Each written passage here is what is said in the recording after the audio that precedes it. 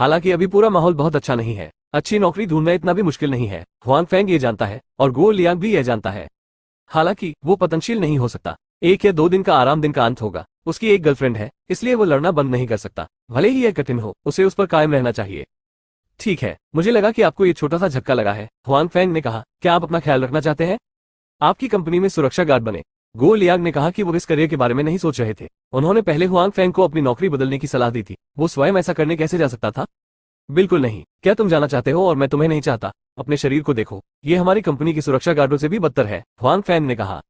गो Liang आश्वस्त नहीं थे। वो हुआंग फेंग की मांसपेशियों को चमकाने ही वाला था। हालांकि हुआंग फेंग ने उन्हें टोकते हुए कहा, मेरे पास यहाँ एक अच्छा प्रोजेक्ट है। मेरे पास स्टाफ की कमी है। अगर आप आना चाहते हैं तो हम साथ मिलकर लड़ेंगे। अच्छा प्रोजेक्ट? कौन सा प्रोजेक्ट? क्या आप अपना खुद का व्यवसाय शुरू करना चाहते हैं? गो लियांग ने कई सवाल पूछे। हाँ, हुआंग फेंग ने निश्चित रूप से कहा कि उसके मन में यह विचार आया क्योंकि वो स्टोरेज बॉक्स का जादू जानता था। उनके पास पहले न तो पैसे थे और न ही कोई प्रोजेक्ट। अब जब उसके पास ये दोनों है तो वह अब और इंतजार नहीं करना चाहेगा। आपको पैसा और प्रोजेक्ट कहाँ से मिले? इसके अलावा क्या आप जानते हैं कि अब व्यवसाय शुरू करना कितना कठिन है? गो लियांग ने पूछा। बेशक वो अपना खुद का व्यवसाय शुरू करना चाहेंगे, लेकिन इसे शुरू करना अधिक कठिन है नौकरी खोजने के बजाय उसका खुद का व्यवसाय। वो हुआंग फेंग के बारे में जानता है, जो उसके परिवार से भी बदतर है। अपना खुद का व्यवसाय शुरू करने के लिए उन्हें पैसे कहाँ से मिले? www.gzbpicom तेजी से अपडेट करें, कम विज्ञापन। बेहतर नॉवल पढ़ने के लिए आप हमारे YouTube चैनल और ऑडियो एक्सप्लेन टेलीग्राम चैनल से जुड़ सकते हैं। 237 निरीक्षण। पैसे के बारे में चिंता मत करो, मैं तैयार हूँ। ये ज्यादा नहीं है, लेकिन शुरुआती चरण के लिए ये पर्याप्त होना चाहिए, हुआंग फेंग ने कहा। अपना खुद का बिजनेस शुरू करने के लिए उनका कुल पैसा करीब 2 मिलियन युआन है, जो ज्यादा नहीं है। हालांकि उन्हें शुरुआती चरण में एक फैक्ट्री की इमारत और कुछ उपकरण पसंद है और उन्हें सजाने की जरूरत नहीं है। इसके अलावा उसे कम पैसे में एक छोटी फैक्ट्री की इमारत मिल सकती है। जहां तक परियोजना का सवाल है, ये यहाँ है। हुआंग फेंग ने अपने द्वारा प्राप्त सीवेज उपचार उपकरण प्रणाली के बारे में पुस्तिका निकाली। गो लियांग ने इसे उत्सुकता से लिया और पाया कि इसमें सभी शब्द अंग्रेजी में थे, इसलिए वो फिर से हुआंग फेंग की ओर देखने लगा। उनकी अंग्रेजी बहुत अच्छी नहीं है, ऐसी चीजें देखना कठिन है। हुआंग फेंग भी इस बिंदु को जानते हैं और फिर कहा, ये सीवेज उपचार उपकरण का एक विस्तृत डिजाइन डेटा है। इसमें उत्पादन उपकरण की आवश्यकता नहीं है और उत्पादन की लागत अधिक नहीं है। इसके फायदे ये हैं कि हुआंग फेंग और गो लियांग ने इस सीवेज उपचार उपकरण के फायदों के बारे में विस्तार से बताया है। क्या ये सचमुच उतना अच्छा है जितना आप कहते हैं? गो लियांग ने उत्सुकता से पूछा। बिल्कुल, हुआंग फेंग ने निश्चित रूप से कहा कि उन्हें स्टोरेज बॉक्स पर विश्वास है। आपको इतनी अच्छी चीज कैसे मिल गई? अगर आपने अभी जो कहा वो सच है, तो यह चीज निस्संदेह एक खजाना है। गो लियांग ने कहा कि इस चीज के बहुत सारे फायदे हैं। अगर हम इसे बनाना चाहते हैं तो बिक्री कोई बड़ी समस्या नहीं होनी चाहिए। चाबी बहुत अच्छी चीज है। हुआंग फेंग को ये कैसे मिला? ठीक है, फिलहाल ये कहना मुश्किल है, लेकिन रास्ते में कोई समस्या नहीं है। मैंने अभी जो कहा वो सच है। अब मैं आपसे पूछूंगा कि आप ऐसा करना चाहते हैं या नहीं, हुआंग फेंग ने पूछा। गो लियांग थोड़ा झिझकता है। आखिरकार वो सिर्फ स्कूल से स्नातक नहीं हो रहा है। उस समय उनमें बहुत अधिक ऊर्जा और थोड़ा दबाव था। वो जो चाहता था वही करना चाहता था, लेकिन अब उसके पास सोचने के लिए और भी बहुत कुछ है। अन्य चीजें, यदि आप इसे पहले नहीं कहते हैं तो अधिक गर्लफ्रेंड है। ये बिल्कुल अलग है। उसे न केवल खुद के लिए जिम्मेदार होना चाहिए, बल्कि अपनी गर्लफ्रेंड के लिए भी जिम्मेदार होना चाहिए। हालांकि झिझक केवल कुछ सेकंड तक ही रही। उसने दृढ़ता से देखा और हुआंग फेंग से कहा, ऐसा करो। यह सही है, हमारे भाई जुड़े हुए हैं और क्या नहीं किया जा सकता, हुआंग फेंग ने भी गर्व से कहा। गो लियांग को इस निवेश के बारे में कुछ संदेह हो सकते हैं और उनका मन पर्याप्त दृढ़ नहीं है। हालांकि हुआंग फेंग को पता है कि इस उद्यम में सफलता की काफी संभावना है। उन्होंने गो लियांग को एक साथ क्यों बुलाया? इसका कारण यह नहीं है कि अब उनके पास कोई नौकरी नहीं है, बल्कि यह भी है कि जब वे कॉलेज में थे तो उनके बीच बहुत अच्छे संबंध थे और यहाँ तक कि बाहर के लोगों के साथ उनका झगड़ा भी हुआ था, जो कि गो लियांग का ब्लॉक इन भी है उसके सामने। इसलिए अब जब उसके पास भाग्य बनाने का मौका है, हुआंग फेंग कई वर्षों से अपने दोस्त को नहीं भूला है। गो लियांग का दृढ़ संकल्प वास्तव में महान है। चूंकि उसने हुआंग फेंग के साथ काम करने का मन बना लिया है, इसलिए वो अपनी सारी बचत सीधे निकालकर हुआंग फेंग के स्थान पर रख देगा। वो हुआंग फेंग की स्थिति के बारे में जानता है। अब अगर उसके पास पैसा होगा भी तो बहुत ज्यादा नहीं होगा। हालांकि उसके पास बहुत कुछ नहीं है, लेकिन थोड़ा और पैसा होना अच्छा है। उद्यमिता के प्रारंभिक चरण में ये बहुत महंगा है। हुआंग फेंग ने भी मना नहीं किया। वो इस परियोजना में बहुत आश्वस्त थे और स्वाभाविक रूप से गो लियांग को खो देंगे। गो लियांग द्वारा पैसा निवेश करने के बाद वो उसे कुछ शेयर दे सकता था। ये दोनों एक्टिविस्ट हैं। जब उन्होंने कोई निर्णय ले लिया है तो वे बिल्कुल भी इंतजार नहीं कर सकते हैं, इसलिए वे सही फैक्ट्री ढूंढना शुरू कर देते हैं। एक बड़ी फैक्ट्री ढूंढना बहुत परेशानी भरा हो सकता है। आखिरकार इसमें कई चीजें शामिल हैं। हालांकि जाहिर तौर पर उनके पास इतना पैसा नहीं है कि वे इतनी बड़ी फैक्ट्री ढूंढ सके। वे केवल एक छोटी फैक्ट्री ही ढूंढ सकते हैं, जो बहुत आसान होगा। वे शहर के औद्योगिक क्षेत्र में आए, जहां कई कारखाने और कई छोटी फैक्ट्रियां हैं। पिछले 2 वर्षों में देश की समग्र आर्थिक विकास गति धीमी हो गई है और वास्तविक उद्योग को सबसे अधिक प्रभाव पड़ा है। इसलिए कई फैक्ट्रियां नहीं खुल पाई हैं, खासकर वे छोटी फैक्ट्रियां जिनके पास अपर्याप्त तकनीकी भंडार और धन की कमी है। वे बिल्कुल भी बहुत अधिक प्रभाव सहन नहीं कर सकते हैं। यदि आप यहाँ आते हैं तो कई कारखाने बंद हो जाते हैं या कारखाने किराए पर लिए जाते हैं। उनके लिए इतनी छोटी फैक्ट्री ढूंढना बहुत आसान है और उन्हें एक फैंसी एहसास भी है। ऐसा लगता है कि व्यवसाय शुरू करना इतना आसान नहीं है। जब वे औद्योगिक क्षेत्र में घूमे तो उन्होंने देखा कि कई फैक्ट्रियों के दरवाजों पर यह संकेत लटका हुआ था कि वे बिक्री के लिए है या किराए के लिए है। ये देखकर गो लियांग का दिल भी थोड़ा अनिश्चित हो गया। हुआंग फैंग को भी दबाव महसूस हुआ। पहले वह सोचता था कि जब तक उसके उत्पाद अच्छे हैं उसे अन्य चीजों के बारे में चिंता करने की जरूरत नहीं है, लेकिन अब जब उसने इन फैक्ट्रियों को बिक्री के लिए देखा तो उसे पता चला कि उनमें कितनी प्रतिस्पर्धा थी। थोड़ा कम, ये बंद होने का नतीजा था। परिणामस्वरूप हुआंग फैंग ने सु युमो और जी मेंगजियाओ की और भी अधिक प्रशंसा की, विशेषकर सु युमो की। हुआंग फैंग के विचार में सु युमो स्पष्ट रूप से क्षमता के मामले में जी मेंगजियाओ से बेहतर था। हालांकि वे तियानजियाओ समूह के पैमाने को हासिल करने और कई उद्यमों से उभरने में सक्षम थे। कुछ पृष्ठभूमि कारणों से भी उनकी क्षमता को कम नहीं आंका जा सकता। उसके बाद वे निरीक्षण करने और अपने मालिकों के साथ बातचीत करने के लिए एक एक करके कारखानों में जाते हैं। जो मालिक हाथ में ली हुई फैक्ट्रियों को बेचने के लिए उत्सुक है, उनके आने पर बहुत बहुत स्वागत है। हालांकि वे दोनों युवा हैं, फिर भी कोई उन्हें नीची नजर से देखने की हिम्मत नहीं करता। बॉस के उत्साह के कारण दोनों को प्रत्येक कारखाने की स्थिति के बारे में बहुत विस्तृत जानकारी मिल सकती है, जिसमें उनके संयंत्र, कर्मचारी, उपकरण आदि शामिल हैं। दोनों में कुछ समझ है। उसके बाद दोनों जानकारी का सारांश देंगे और अंतिम विकल्प बनाएंगे। उन्होंने लगातार कई कारखानों का दौरा किया, यहाँ तक कि दोपहर का खाना भी सिर्फ रोटी ही थी। मन में विचार रखने वाले दोनों एक सेकंड भी बर्बाद करने को तैयार नहीं थे, इसलिए उन्होंने जल्दबाजी की। उन्होंने एक दिन में 10 से अधिक छोटी फैक्ट्रियों का निरीक्षण किया। इन फैक्ट्रियों के बीच की दूरी बहुत ज्यादा नहीं है, अन्यथा वे इतना कुछ नहीं देख सकते। उसके बारे में क्या ख्याल है? क्या कोई निर्णय है? यह कल गो लियांग ने हुआंग फैंग दाओ से पूछा कि यद्यपि वे एक व्यवसाय शुरू करने के लिए एक साथ काम कर रहे थे, आखिरकार हुआंग फैंग के पास अधिक पैसा और तकनीक थी, इसलिए गो लियांग ने जानबूझकर अपना स्थान रखा सही जगह, नेता के रूप में हुआंग फैंग के साथ। मैं इसे कल नहीं देखूंगा। मैंने आज उनमें से बहुत सारे देखे हैं और मैं शायद जानता हूं कि ये कारखाने लगभग एक जैसे ही हैं और उनके कोटेशन में भी बहुत अंतर नहीं है। हुआंग फैंग ने लार का एक घूंट लिया और कहा, चलो बॉस ली की फैक्ट्री के बारे में बात करते हैं। वे सीवेज उपचार उपकरण भी बनाते थे। हालांकि वे अपेक्षाकृत सरल हैं। हम जो उत्पादन करना चाहते हैं उनमें कुछ समानता है और वे कर्मचारी ऐसा कर सकते हैं। तेजी से आरंभ करें।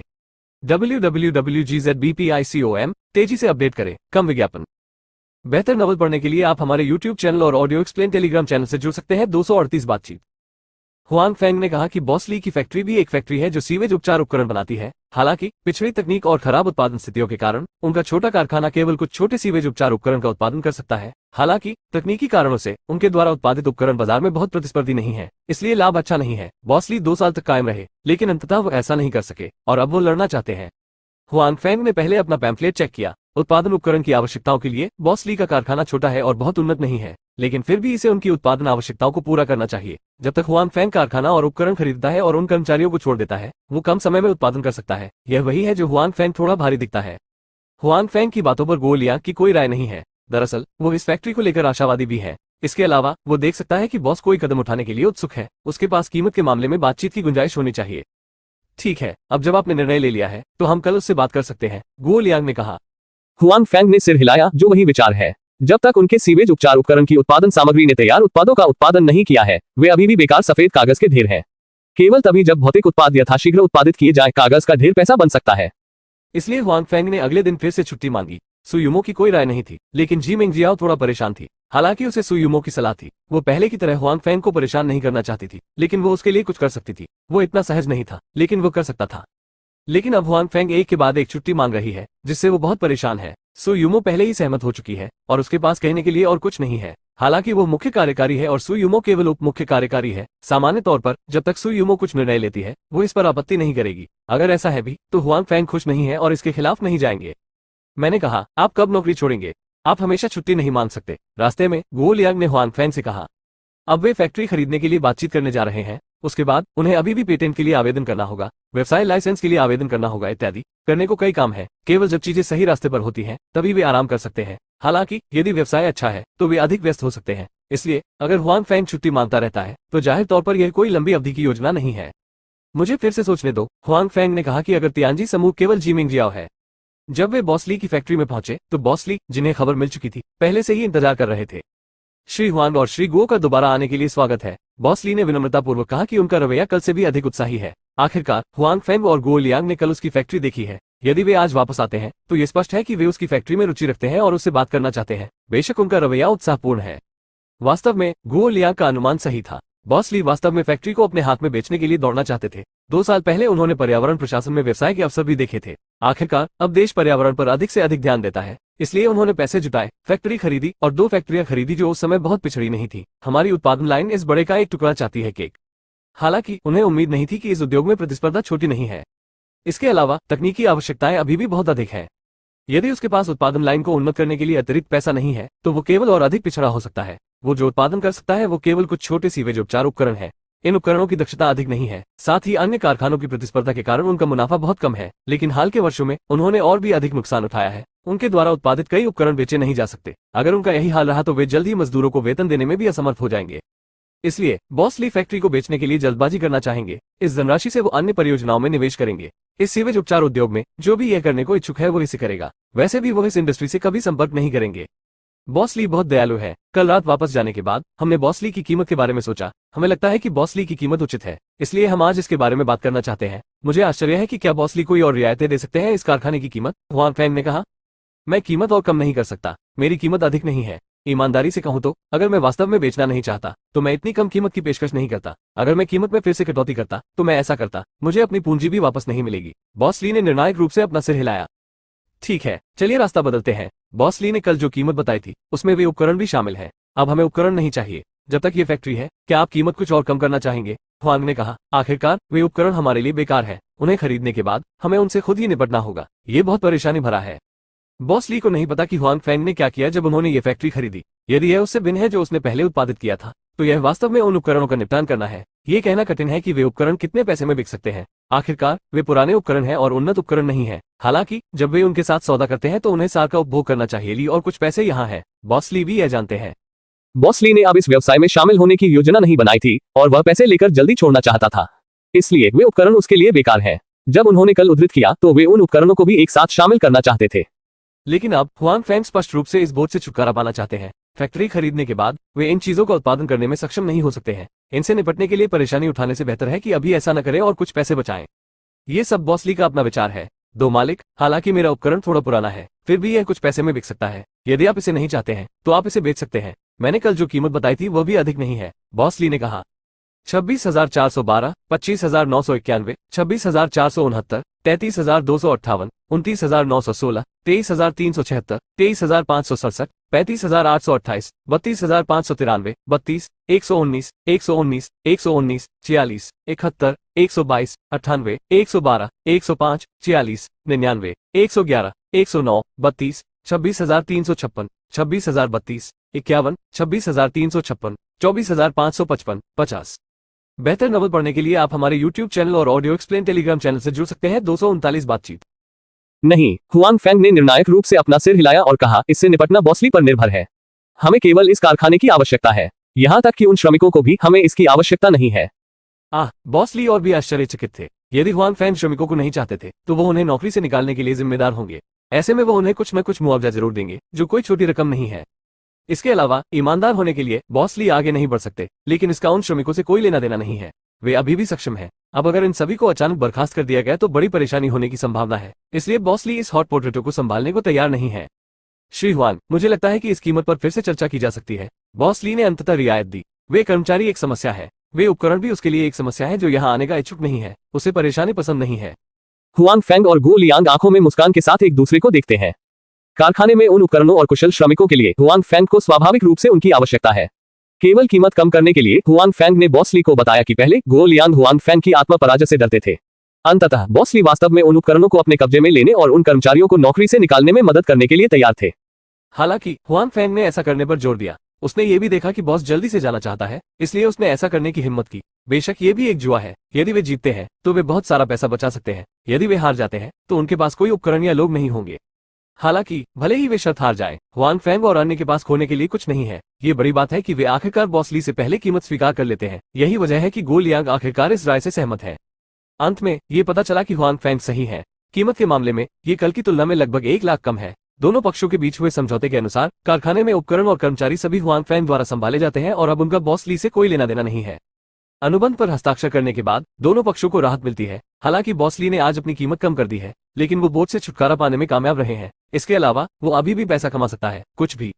और हुआंग फैंग अधिक संतुष्ट है। न केवल अपेक्षाकृत कम कीमत से फैक्ट्री को फायदा होता है, बल्कि उपकरण खरीदने पर पैसे की भी बचत होती है और उन्हें दोबारा ब्रांच स्टाफ के पास जाने की जहमत नहीं उठानी पड़ती।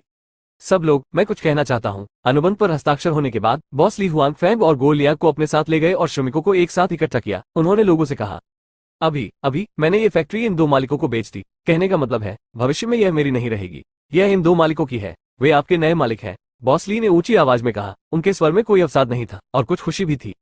बॉस, हम क्या करें? हाँ, हम क्या करें? निम्नलिखित कर्मचारी तुरंत बात कर रहे हैं कि इस कारखाने का बॉस कौन है। उन्हें कोई परवाह नहीं है। उन्हें केवल इस बात की परवाह है कि क्या उनके काम और वेतन पर असर पड़ेगा और उन्हें नौकरी से निकाल दिया जाएगा। लोगों के चिंतित होने का कारण यह है कि उन्हें नौकरी से निकाल दिया जाएगा, क्योंकि वे नहीं जानते कि नया बॉस कारखाने के साथ क्या करना चाहता है, लेकिन वे शायद पिछले काम को बंद नहीं करना चाहते हैं। उस स्थिति में वे यहाँ काम करना जारी रखने के लिए योग्य नहीं है और नया बॉस निश्चित रूप से अन्य कुशल श्रमिकों के एक अन्य समूह की भर्ती करेगा। अब कई कॉलेज के छात्रों को नौकरी ढूंढना मुश्किल हो गया है। उनके सामान्य कर्मचारियों को तो छोड़ ही दें, जो और अधिक कठिन होगा। इसलिए वे चिंता करने के अलावा कुछ नहीं कर सकते।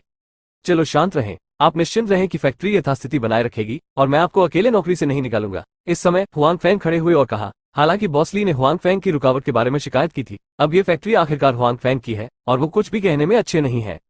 लेकिन ये सब अस्थायी है। हुआंग फेंग ने नीचे शांत लोगों की ओर देखा और कहा, अगर मुझे कोई ऐसा व्यक्ति मिला जो आलसी है या कारखाने के हितों को नुकसान पहुंचा रहा है, तो मैं उसे भी नौकरी से निकाल दूंगा।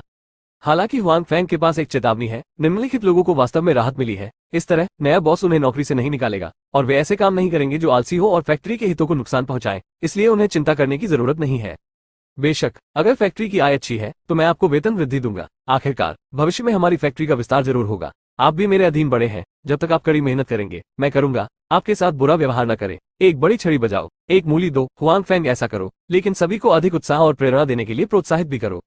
निश्चित रूप से हुआंग फेंग की बातें सुनने के बाद हर कोई थोड़ा उत्साहित हो गया। मुझे नहीं पता कि हुआंग फेंग उनकी बातें मानेंगे या नहीं, लेकिन एक उम्मीद है ना? उनमें से अधिकांश बहुत सरल है। हुआंग फेंग ने वेतन वृद्धि का उल्लेख नहीं किया है और वे कड़ी मेहनत करेंगे। अब हुआंग फेंग के वादे से वे और अधिक खुश हैं। हुआंग फेंग को यह देखकर राहत मिली कि निम्नलिखित कर्मचारियों की भावनाएं स्थिर थीं। हैंडओवर के दौरान उन्हें यह भी डर था कि इन कर्मचारियों के बीच कुछ अस्थिर भावनाएं पैदा हो जाएंगी। ऐसे में उनके लिए फैक्ट्री का सुचारू रूप से अधिग्रहण करना फायदेमंद नहीं होगा। सौभाग्य से ऐसा नहीं हुआ। उसके बाद हुआंग फेंग बॉस ली के साथ औपचारिकताओं से गुजरे और उन्होंने दूसरी पार्टी को पैसे भी हस्तांतरित कर दिए। हालांकि आज उसने 1 लाख युआन से अधिक का सौदा किया, फिर भी उसने कारखाने पर 1.5 मिलियन युआन खर्च किए और अपनी अधिकांश बचत खर्च कर दी। हालांकि गो लियांग ने भी अपनी बचत का उपयोग हुआंग फेंग का समर्थन करने के लिए किया, लेकिन उनकी बचत बहुत अधिक नहीं थी, इसलिए इसका कोई बड़ा प्रभाव नहीं पड़ा।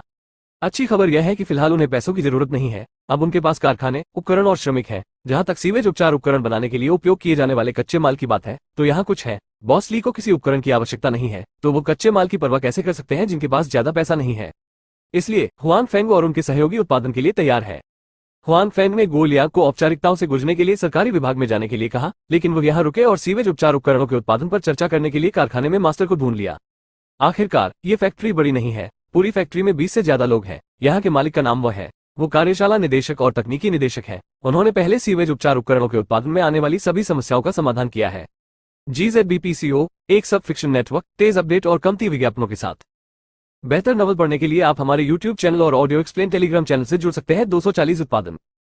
मास्टर, यहाँ सामग्री पर एक नजर डालें और देखें कि क्या उन्हें हमारे कारखाने में उपकरणों और श्रमिकों के मौजूदा स्तर पर उत्पादित किया जा सकता है। हुआंग फेंग ने मास्टर को पैम्फलेट दिया और कहा कि हालांकि उन्होंने शायद पहले अनुमान लगाया था, कोई समस्या नहीं होनी चाहिए। हालांकि आखिरकार वो इस क्षेत्र में पेशेवर नहीं है और इसकी गारंटी नहीं दे सकता, इसलिए उसे इसके बारे में और जानने की जरूरत है। बॉस अभी भी मुझे लाओ ही कहता है। जब मास्टर ने हुआंग फेंग के हाथ में पैम्फलेट लिया तो उन्होंने कुछ घबराहट के साथ कहा। मास्टर वो अपने प्रति हुआंग फेंग का ध्यान और सम्मान महसूस कर सकता है, जो उसने पहले बॉस ली में महसूस नहीं किया था। हालांकि वो पहले यहाँ एक महान गुरु थे, लेकिन बॉस ली के मन में उनके लिए अधिक सम्मान नहीं था। आमतौर पर वो अपना नाम सीधे या लाओ हे भी बुलाता था। कभी कभी जब कोई समस्या होती है जिसे हल नहीं किया जा सकता है, तो वो सीधे बॉस ली को डांट देता है और उसे कोई चेहरा नहीं देगा। अब जब उसके पास एक नया बॉस है, तो वो शिफू भी अन्य सामान्य कर्मचारियों की तरह ही चिंतित है। वो नहीं जानता कि नया बॉस किस तरह का व्यक्ति है और क्या उसे निकाल दिया जाएगा। उसकी उम्र 40 के आसपास है और वो 50 के करीब होने वाला है, और वही यह व्यापार जानता है। अगर वो नौकरी ढूंढने के लिए दूसरी फैक्ट्रियों में जाना चाहता है तो यह इतना आसान नहीं है। इसके अलावा अगर उसे यह मिल भी जाए तो वो इंतजार करेगा। जरूरी नहीं कि यह उतना अच्छा हो जितना अभी है। हालांकि अब ऐसा लगता है कि नए बॉस को अच्छा लग रहा है। मास्टर, उसने किताब अपने हाथ में ली और उसे देखा। जैसे ही उसने शुरुआत देखी, उसे खुशी भी हुई और चिंता भी। उनकी खुशी का कारण यह है कि इस मैनुअल में सीवेज उपचार उपकरणों के उत्पादन का परिचय दर्ज है, और जो वो सबसे अच्छी तरह से जानते हैं वो ये पहलू है। यदि कारखाना अभी भी भविष्य में सीवेज उपचार उपकरण का उत्पादन करता है तो उसका काम निस्संदेह अधिक स्थिर होगा और उसे निकाल दिए जाने की चिंता नहीं होगी। यदि फैक्ट्री अन्य चीजों का उत्पादन करती है तो वो केवल यदि नहीं कर सकती है तो उसे नहीं लगता कि नया बॉस बेकार लोगों को पीछे छोड़ देगा। चिंता का कारण यह है कि यह फैक्ट्री सीवेज उपचार उपकरण बनाती थी। स्वाभाविक रूप से हमें स्थिति की अच्छी समझ है। पिछले 2 वर्षों में उद्योग बहुत समृद्ध नहीं रहा है, प्रतिस्पर्धा बहुत अच्छी है और मुनाफा लगातार कम हो रहा है। उसे चिंता है कि नया बॉस ली के उदाहरण का अनुसरण करेगा। उस स्थिति में फैक्ट्री फिर से बेचे जाने की संभावना से नहीं बचेगी और बाद के बॉस अभी भी स्पष्ट नहीं है कि उन्हें रखा जाएगा या नहीं। हालांकि इससे कोई फर्क नहीं पड़ता कि वो क्या सोचता है, अगर बॉस चाहता है कि वो इसे देखे तो वो इसे देखेगा। लगभग 20 मिनट बाद मास्टर ने इस मैनुअल को पढ़ना समाप्त कर दिया। बेशक इस समय उन्होंने इसे बहुत ध्यान से नहीं पढ़ा, हालांकि उन्होंने इसे पढ़ा भी और इस क्षेत्र में उनमें अभी भी कुछ क्षमताएं हैं, तो उसका अपना निर्णय है। मालिक, हालांकि यह सीवेज उपचार उपकरण हमारे वर्तमान उत्पादन से अलग है और प्रक्रिया अधिक जटिल है, लेकिन हम अभी भी इसका उत्पादन कर सकते हैं। हमें बस मौजूदा उत्पादन लाइन को अपग्रेड करने की जरूरत है और जिन श्रमिकों के साथ हम काम करते हैं उन्हें उत्पादन करने में कोई समस्या नहीं है। ये उपकरण, मास्टर, उसने कहा, ये भी एक सीवेज उपचार उपकरण है, लेकिन उनके बीच कुछ अंतर होना चाहिए, इसलिए उत्पादन लाइन को अपग्रेड करना समझ में आता है। मास्टर है, क्या आप उत्पादन लाइन का उन्नयन पूरा कर सकते हैं? हुआंग फैंग ने पूछा। मैं कोशिश कर सकता हूँ। वास्तव में गुरु वो निश्चित है, हालांकि वो ये सब अपने हाथ में लेने की हिम्मत नहीं करता, अन्यथा यदि अंत में कोई गैप रह गया तो वो बॉस को यह आभास देगा कि उसे बड़ी बड़ी बातें करना पसंद है।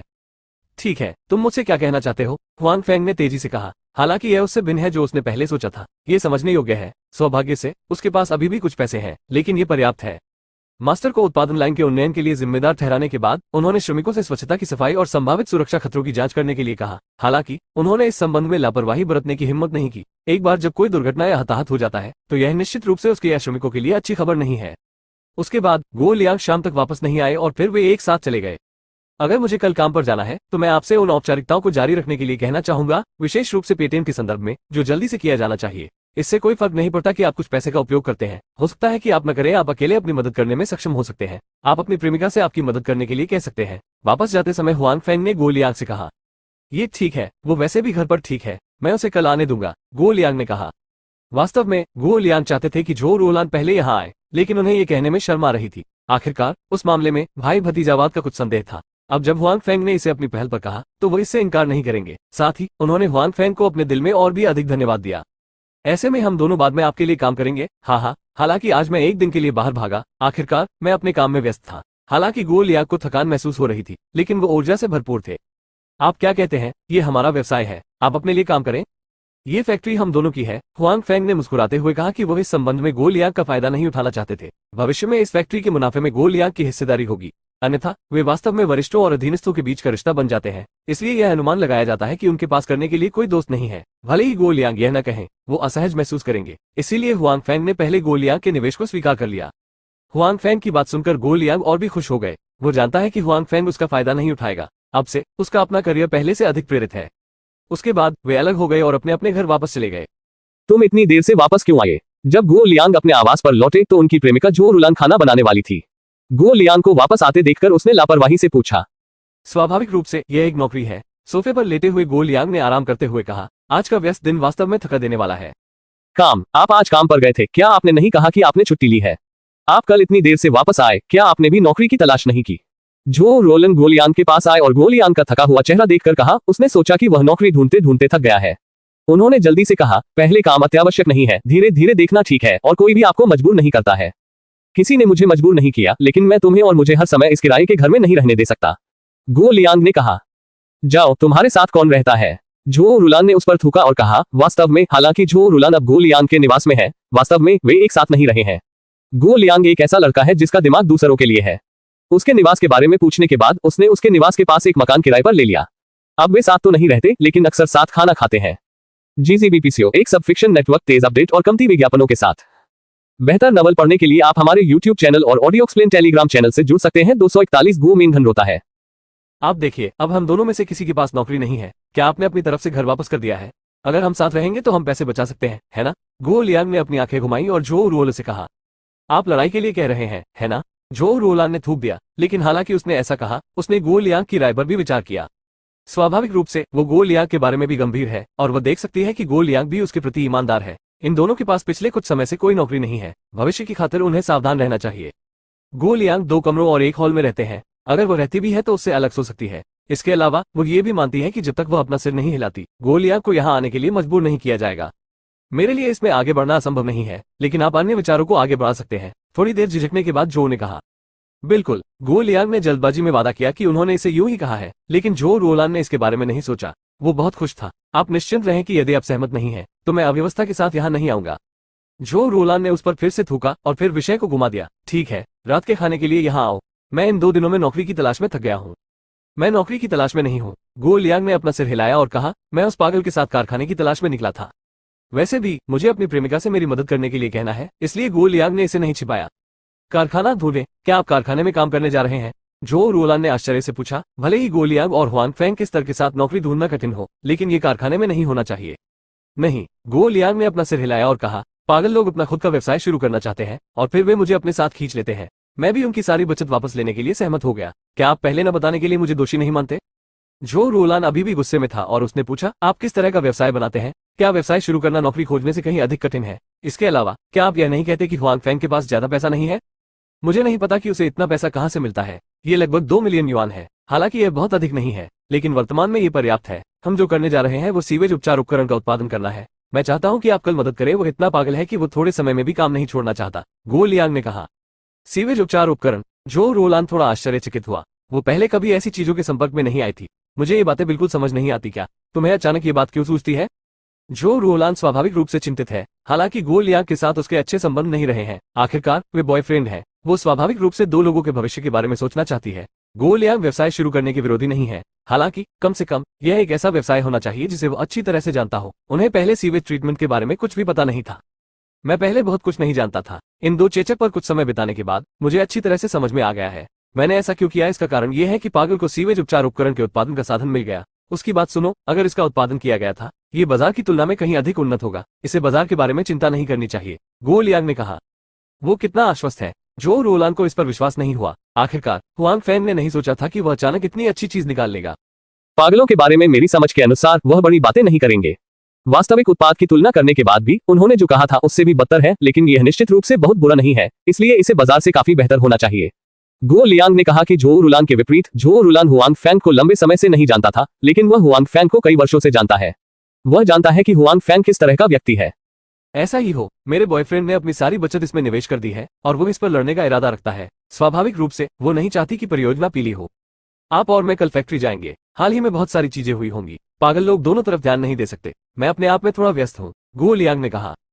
ठीक, कोई समस्या नहीं। जो रोलान ने इसके बारे में सोचा और कहा, वैसे भी उसके पास अब कोई नौकरी नहीं है और उसकी नई नौकरी के बारे में भी कोई सुराग नहीं है। उनके कारखाने में जाना एक अच्छा विचार है।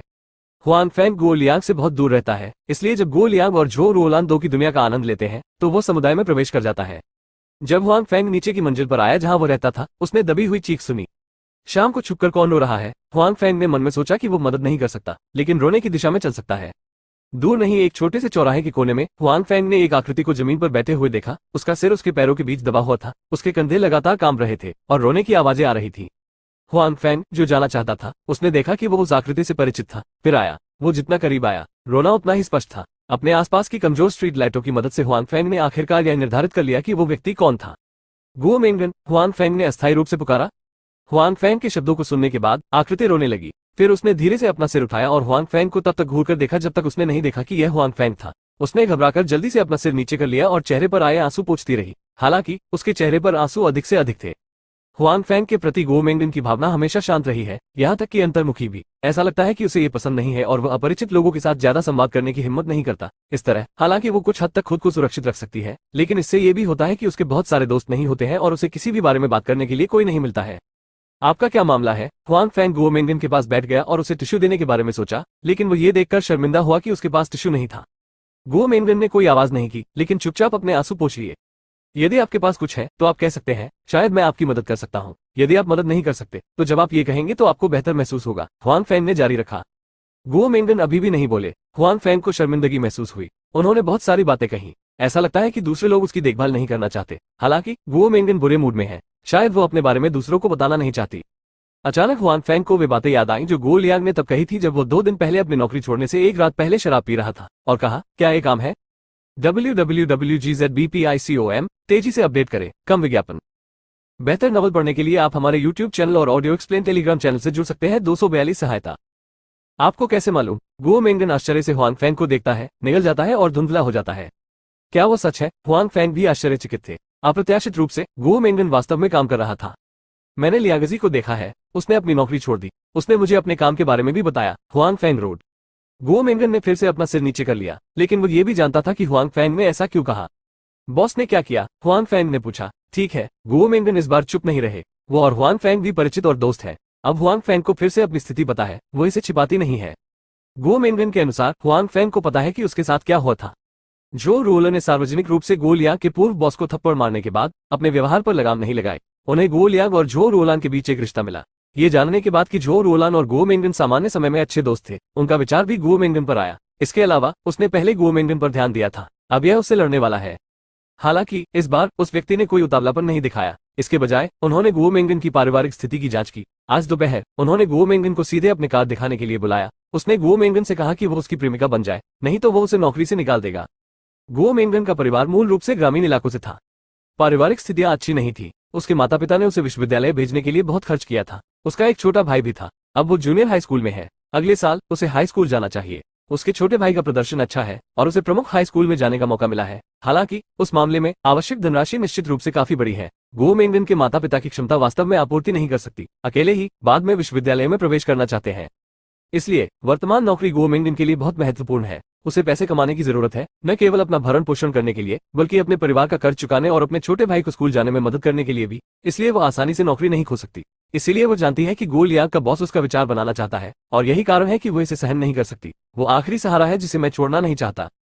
हालांकि आज दोपहर दूसरे पक्ष के शब्दों ने उसे निराशाजनक स्थिति में डाल दिया। जाहिर है दूसरा पक्ष पहले से ही उसकी स्थिति जानता था और जानता था कि उसे अच्छी आय वाली नौकरी की जरूरत है, इसलिए उन्होंने उसे धमकी दी। इसीलिए गो मेंगन आज रात यहाँ रोए। यह आदमी सचमुच कपटी है, गो मेंगन की बातें सुनने के बाद हुआंग फैंग ने कहा। इस बार वो व्यक्ति स्पष्ट रूप से तैयार था और उसने इसका उपयोग करने की योजना नहीं बनाई थी, लेकिन यह अधिक खतरनाक था। मुझे अब इस नौकरी की जरूरत है और मुझे पैसे कमाने की जरूरत है, गो मेंगन ने कहा। दरअसल पैसे बचाने के लिए गो मेंगन अपने परिवार को अधिक पैसे देती है। आमतौर पर सामाजिक गतिविधियां कम होती है। हुआंग फैंग के लिए उसे बार में 2 बार देखना आसान नहीं है। ऐसा इसलिए है क्योंकि वो और झो रोलान दोस्त है, इसलिए वो कम ही दोस्त बनाती है। वो अतिरिक्त खर्चों से डरती है। अपने कॉलेज जीवन के दौरान उन्हें प्यार नहीं हुआ। अपने खाली समय में वो अपना सारा समय अंशकालिक नौकरियां करने में बिताती थी। उसने जो पैसा कमाया उसका उपयोग उसकी ट्यूशन फीस चुकाने में किया गया। हालांकि वो हर समय थकी रहती थी, फिर भी उसने कभी अपने परिवार को दोष नहीं दिया। उसने अपने पिता और माँ को भी धन्यवाद दिया। वो घर की स्थिति जानती थी। उसके माता पिता ने पूरी कोशिश की थी। शुरुआत में घर पर यह मुश्किल था। उसके माता पिता ने भी जोर देकर कहा कि वो कॉलेज खत्म करे। वे कृतज्ञ हुई। बस इसी वजह से वो विश्वविद्यालय से स्नातक होने के बाद बेतहाशा पैसा कमाना और कड़ी मेहनत करना चाहती है। हालांकि उसका स्कूल हुआंग फैंग से भी बदतर है। गो मेंगन की बातें सुनकर हुआंग फैंग का इरादा उसे नीचा दिखाने का नहीं था। यह एक बहुत ही फिल्मी लड़की और एक मजबूत लड़की है। यदि यह हालिया दबाव नहीं होता तो यह अकेले रोने की जगह नहीं होती। अगर तुम्हें पैसे की जरूरत है तो मैं तुम्हें कुछ उधार दे सकता हूँ। कैसे कहें, वो और गो मेंगन भी दोस्त है। वे हृदयहीन दर्शक नहीं हो सकते। हालांकि ये दीर्घकालिक समाधान नहीं है। अब समस्या यह है कि आपको वहां काम करना जारी नहीं रखना चाहिए। हुआंग फैंग उसे पैसा उधार दे सकती है, लेकिन इसे हर समय उधार नहीं लिया जा सकता है। इसलिए यदि हैंडल दूसरे पक्ष के हाथों में है तो उसे किसी भी समय दूसरे पक्ष द्वारा धमकी दी जाएगी। इसलिए उसे अभी भी उम्मीद है कि गो मेंगन इस्तीफा दे सकते हैं। बेशक अगर वह इस्तीफा दे देती है तो दूसरी अच्छी नौकरी ढूंढना आसान नहीं होगा और वो दूसरी पार्टी के लिए निर्णय लेने में अच्छा नहीं है। बेशक मैं वहां काम करना जारी नहीं रखना चाहता। गो मेंगन ने इसके बारे में सोचा भी नहीं और कहा, लेकिन मैं आपके पैसे उधार नहीं लेना चाहता। मैंने पहले ही इसके बारे में सोच लिया है। मैं इन 2 दिनों में नौकरी की तलाश करूंगा। भले ही मुझे नौकरी न मिले, कुछ समय के लिए वेतन पाने के बाद मैं अपने खाली समय का उपयोग अंशकालिक नौकरियां करने में कर सकता हूं, जो हमेशा के लिए चल सकती हैं। नई नौकरी बदलने के लिए यदि वेतन मौजूदा नौकरी से मेल नहीं खाता तो कोई बात नहीं। अगर इसकी तुलना की जा सके तो भी शुरुआत में प्रोबेशन पीरियड होगा, इसलिए सैलरी कम होगी। इसके अलावा मौजूदा वेतन के समान वेतन वाली नौकरी ढूंढना भी मुश्किल है। हुआंग फैंग ने इसके बारे में नहीं सोचा। गो मेंगन इतना मजबूत था कि उसने सीधे उसकी मदद से इनकार कर दिया। उन्होंने मन ही मन इसकी प्रशंसा की। ठीक है, मैंने आज ही लियागजी के साथ एक फैक्ट्री खरीदी है। यदि आप चाहें तो आप इसे वहां आजमा सकते हैं। झो रोलान भी जाएगा, हुआंग फैंग ने सोचा और कहा।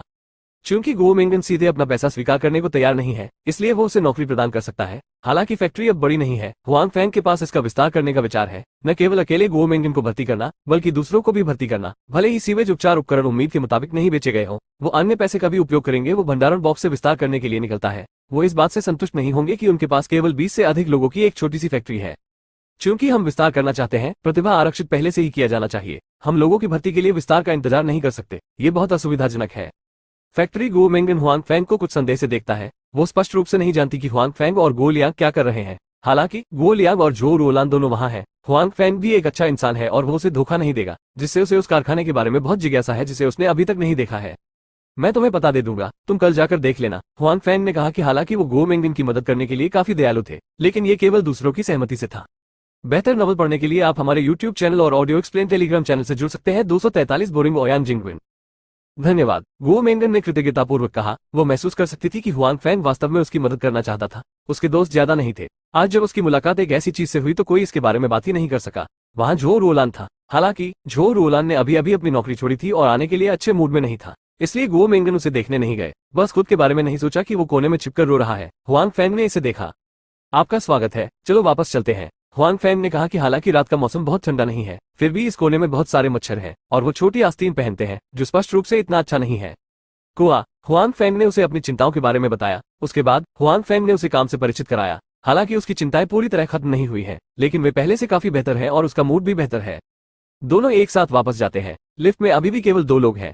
गुओ मेंगन अपनी आंखों से हुआंग फैंग को देखता है और थोड़ा लाल दिखता है। वो काफी समय से उसे नहीं जानता है, हालांकि वो इस तरह से अपनी मदद करता है। इसके बारे में सोचने से पहले झो रोलान और गो लियांग खुद को हुआंग फैंग के साथ मिलाना चाहते हैं। गुओ मेंगन के मन में अनिवार्य रूप से कुछ विचार है।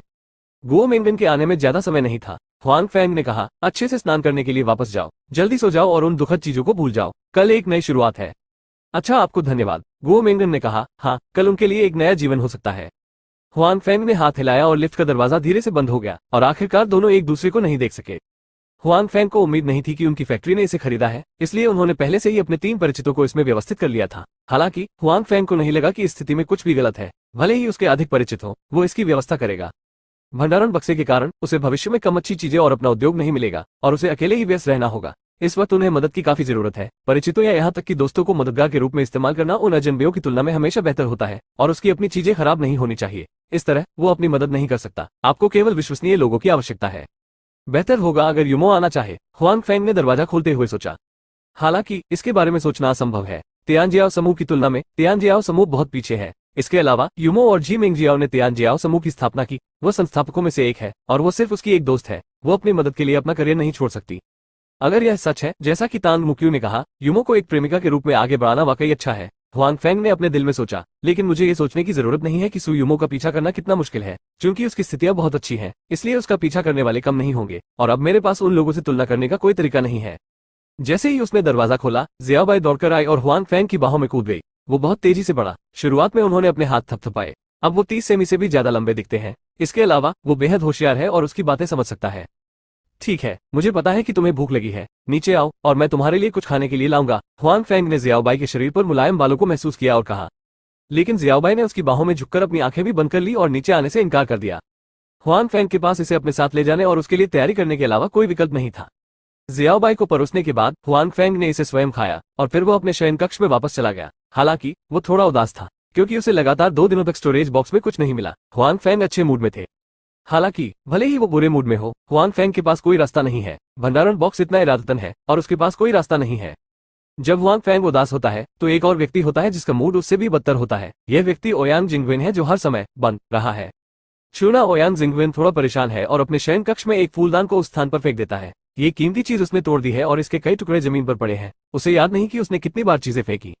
ओयांग जिंगवेन इन दिनों अधिक से अधिक बेचैन हो रही है। वो कुछ समय से किजिदान ले रहा है, लेकिन उसे कोई अनुभूति नहीं हो रही है। उसके पास अभी भी हवा में मौजूद जादुई तत्वों से जुड़ने का कोई रास्ता नहीं है। जहां तक ध्यान के परिचय जैसी पुस्तकों की बात है, उन्होंने एक और किताब खरीदी जो कुछ भी नहीं है, लेकिन जादुई तत्वों से जुड़ने का कोई तरीका नहीं है। भले ही वो ध्यान के परिचय के लिए तैयार हो तो भी इसका कोई फायदा नहीं है। क्या सचमुच मेरे पास कोई जादुई प्रतिभा नहीं है? यहाँ तक कि किजिदान भी मेरी मदद नहीं कर सकता।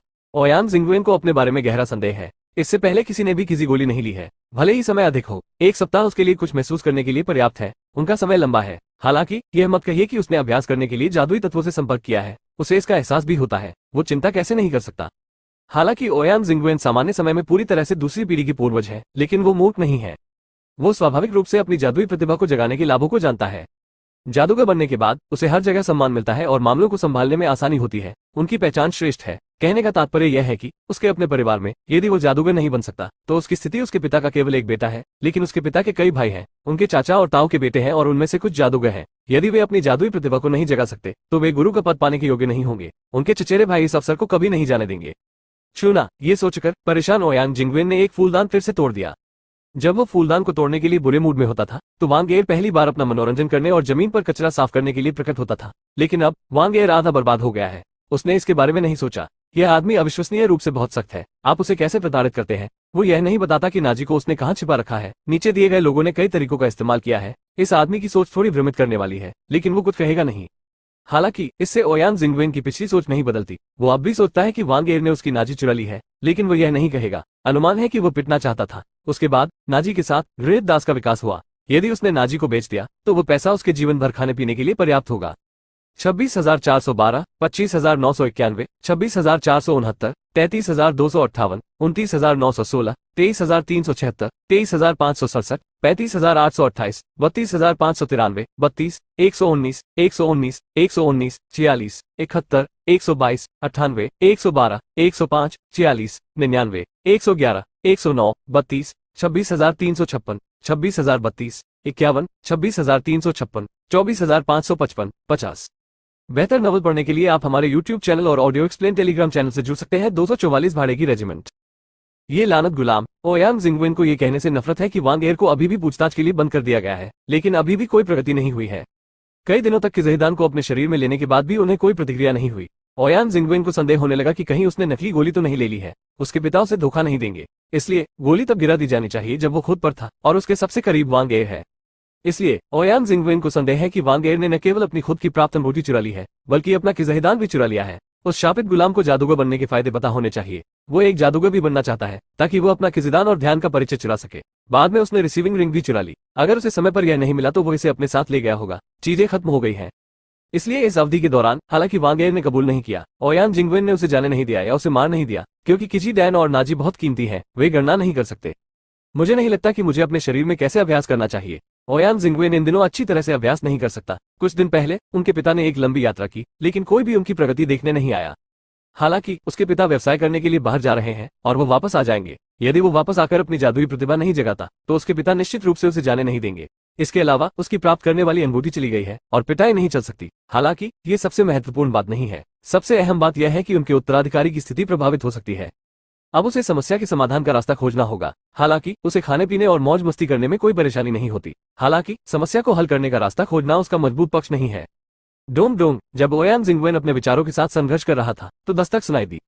कौन? ओयांग जिंगवेन ने कहा कि वो अच्छे मूड में नहीं थे और कुछ भी देखकर खुश नहीं थे। मास्टर, यह मैं हूँ, शुनजी। बाहर से एक विनम्र आवाज आए। अंदर आए। ओयांग जिंगवेन ने कहा कि वांग एरी ने पहले सीधे उनका अनुसरण किया था। अब जब वांग एरी पकड़ा गया तो ओयांग जिंगवेन को उसकी सेवा के लिए एक और नौकर मिल गया। वो ठीक उसके सामने है। जब शुनजी अंदर आया और उसने जमीन पर चारों ओर मलबा देखा तो उसे पता चला कि उसका युवा मालिक फिर से बुरे मूड में था। लगातार कई दिन हो गए थे। उसने अपना शरीर और भी नीचे कर लिया, इसलिए उसे डर था कि पता नहीं उसे कहाँ अपमानित करना पड़े। युवा मास्टर ने लोगों से कहा कि वे उसे बाहर जाकर एक साथ खेलने के लिए कहें। शुनजी फुसफुसाए। नहीं, ओयांग जिंगवेन यह नहीं कहना चाहता कि यह युवा मास्टर भी उन अमीर युवा मास्टरों में से एक है जो आमतौर पर उसके साथ खेलते हैं।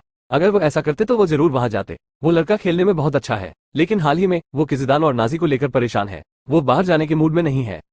जब उसने ये सोचा तो उसे वांग एर का ख्याल आया। हालांकि वांग एर ने उसकी चीजें चुरा ली। वो वास्तव में मरने का हकदार था, लेकिन वो हमेशा बहुत फुर्तीला था। वो बुरे मूड में था और खुद को चिढ़ा सकता था। जब जमीन पर ये टुकड़े थे तो उसने पहली बार इन्हें साफ किया। अपनी आंखों के सामने शुनजी के विपरीत वो ये कहने में बहुत मूर्ख था। वो ऐसा करने के लिए पहल करना नहीं जानता था।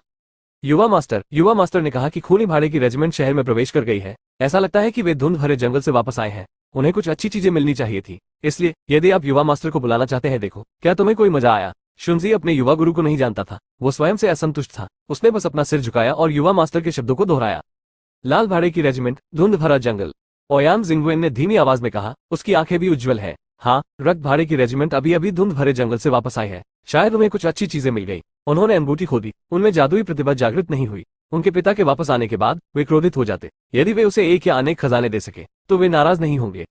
तियानक्सुआन महाद्वीप में कई पेशे हैं और भाड़े का व्यवसाय उनमें से एक है। पूरे महाद्वीप में अनेक भाड़े के सैनिक हैं। वे आमतौर पर कार्य प्राप्त करने और उन्हें पूरा करने के बाद कार्य प्रकाशकों से पुरस्कार प्राप्त करने के लिए भाड़े के संघ पर भरोसा करते हैं। कुछ भाड़े के सैनिक अन्वेषण के लिए कुछ खतरनाक स्थानों पर जाना पसंद करते हैं और वे भारी मात्रा में लाभ प्राप्त करने के लिए कुछ दुर्लभ खजाने प्राप्त कर सकते हैं। यदि भाड़े के सैनिक हैं तो भाड़े की रेजिमेंट भी होगी। अनेक कार्य एक व्यक्ति द्वारा पूर्ण ही नहीं किए जा सकते। इस समय उन्हें एक साथ पूरा करने के लिए कई भाड़े के सैनिकों की आवश्यकता है और भाड़े के रेजिमेंट का भी जन्म होगा।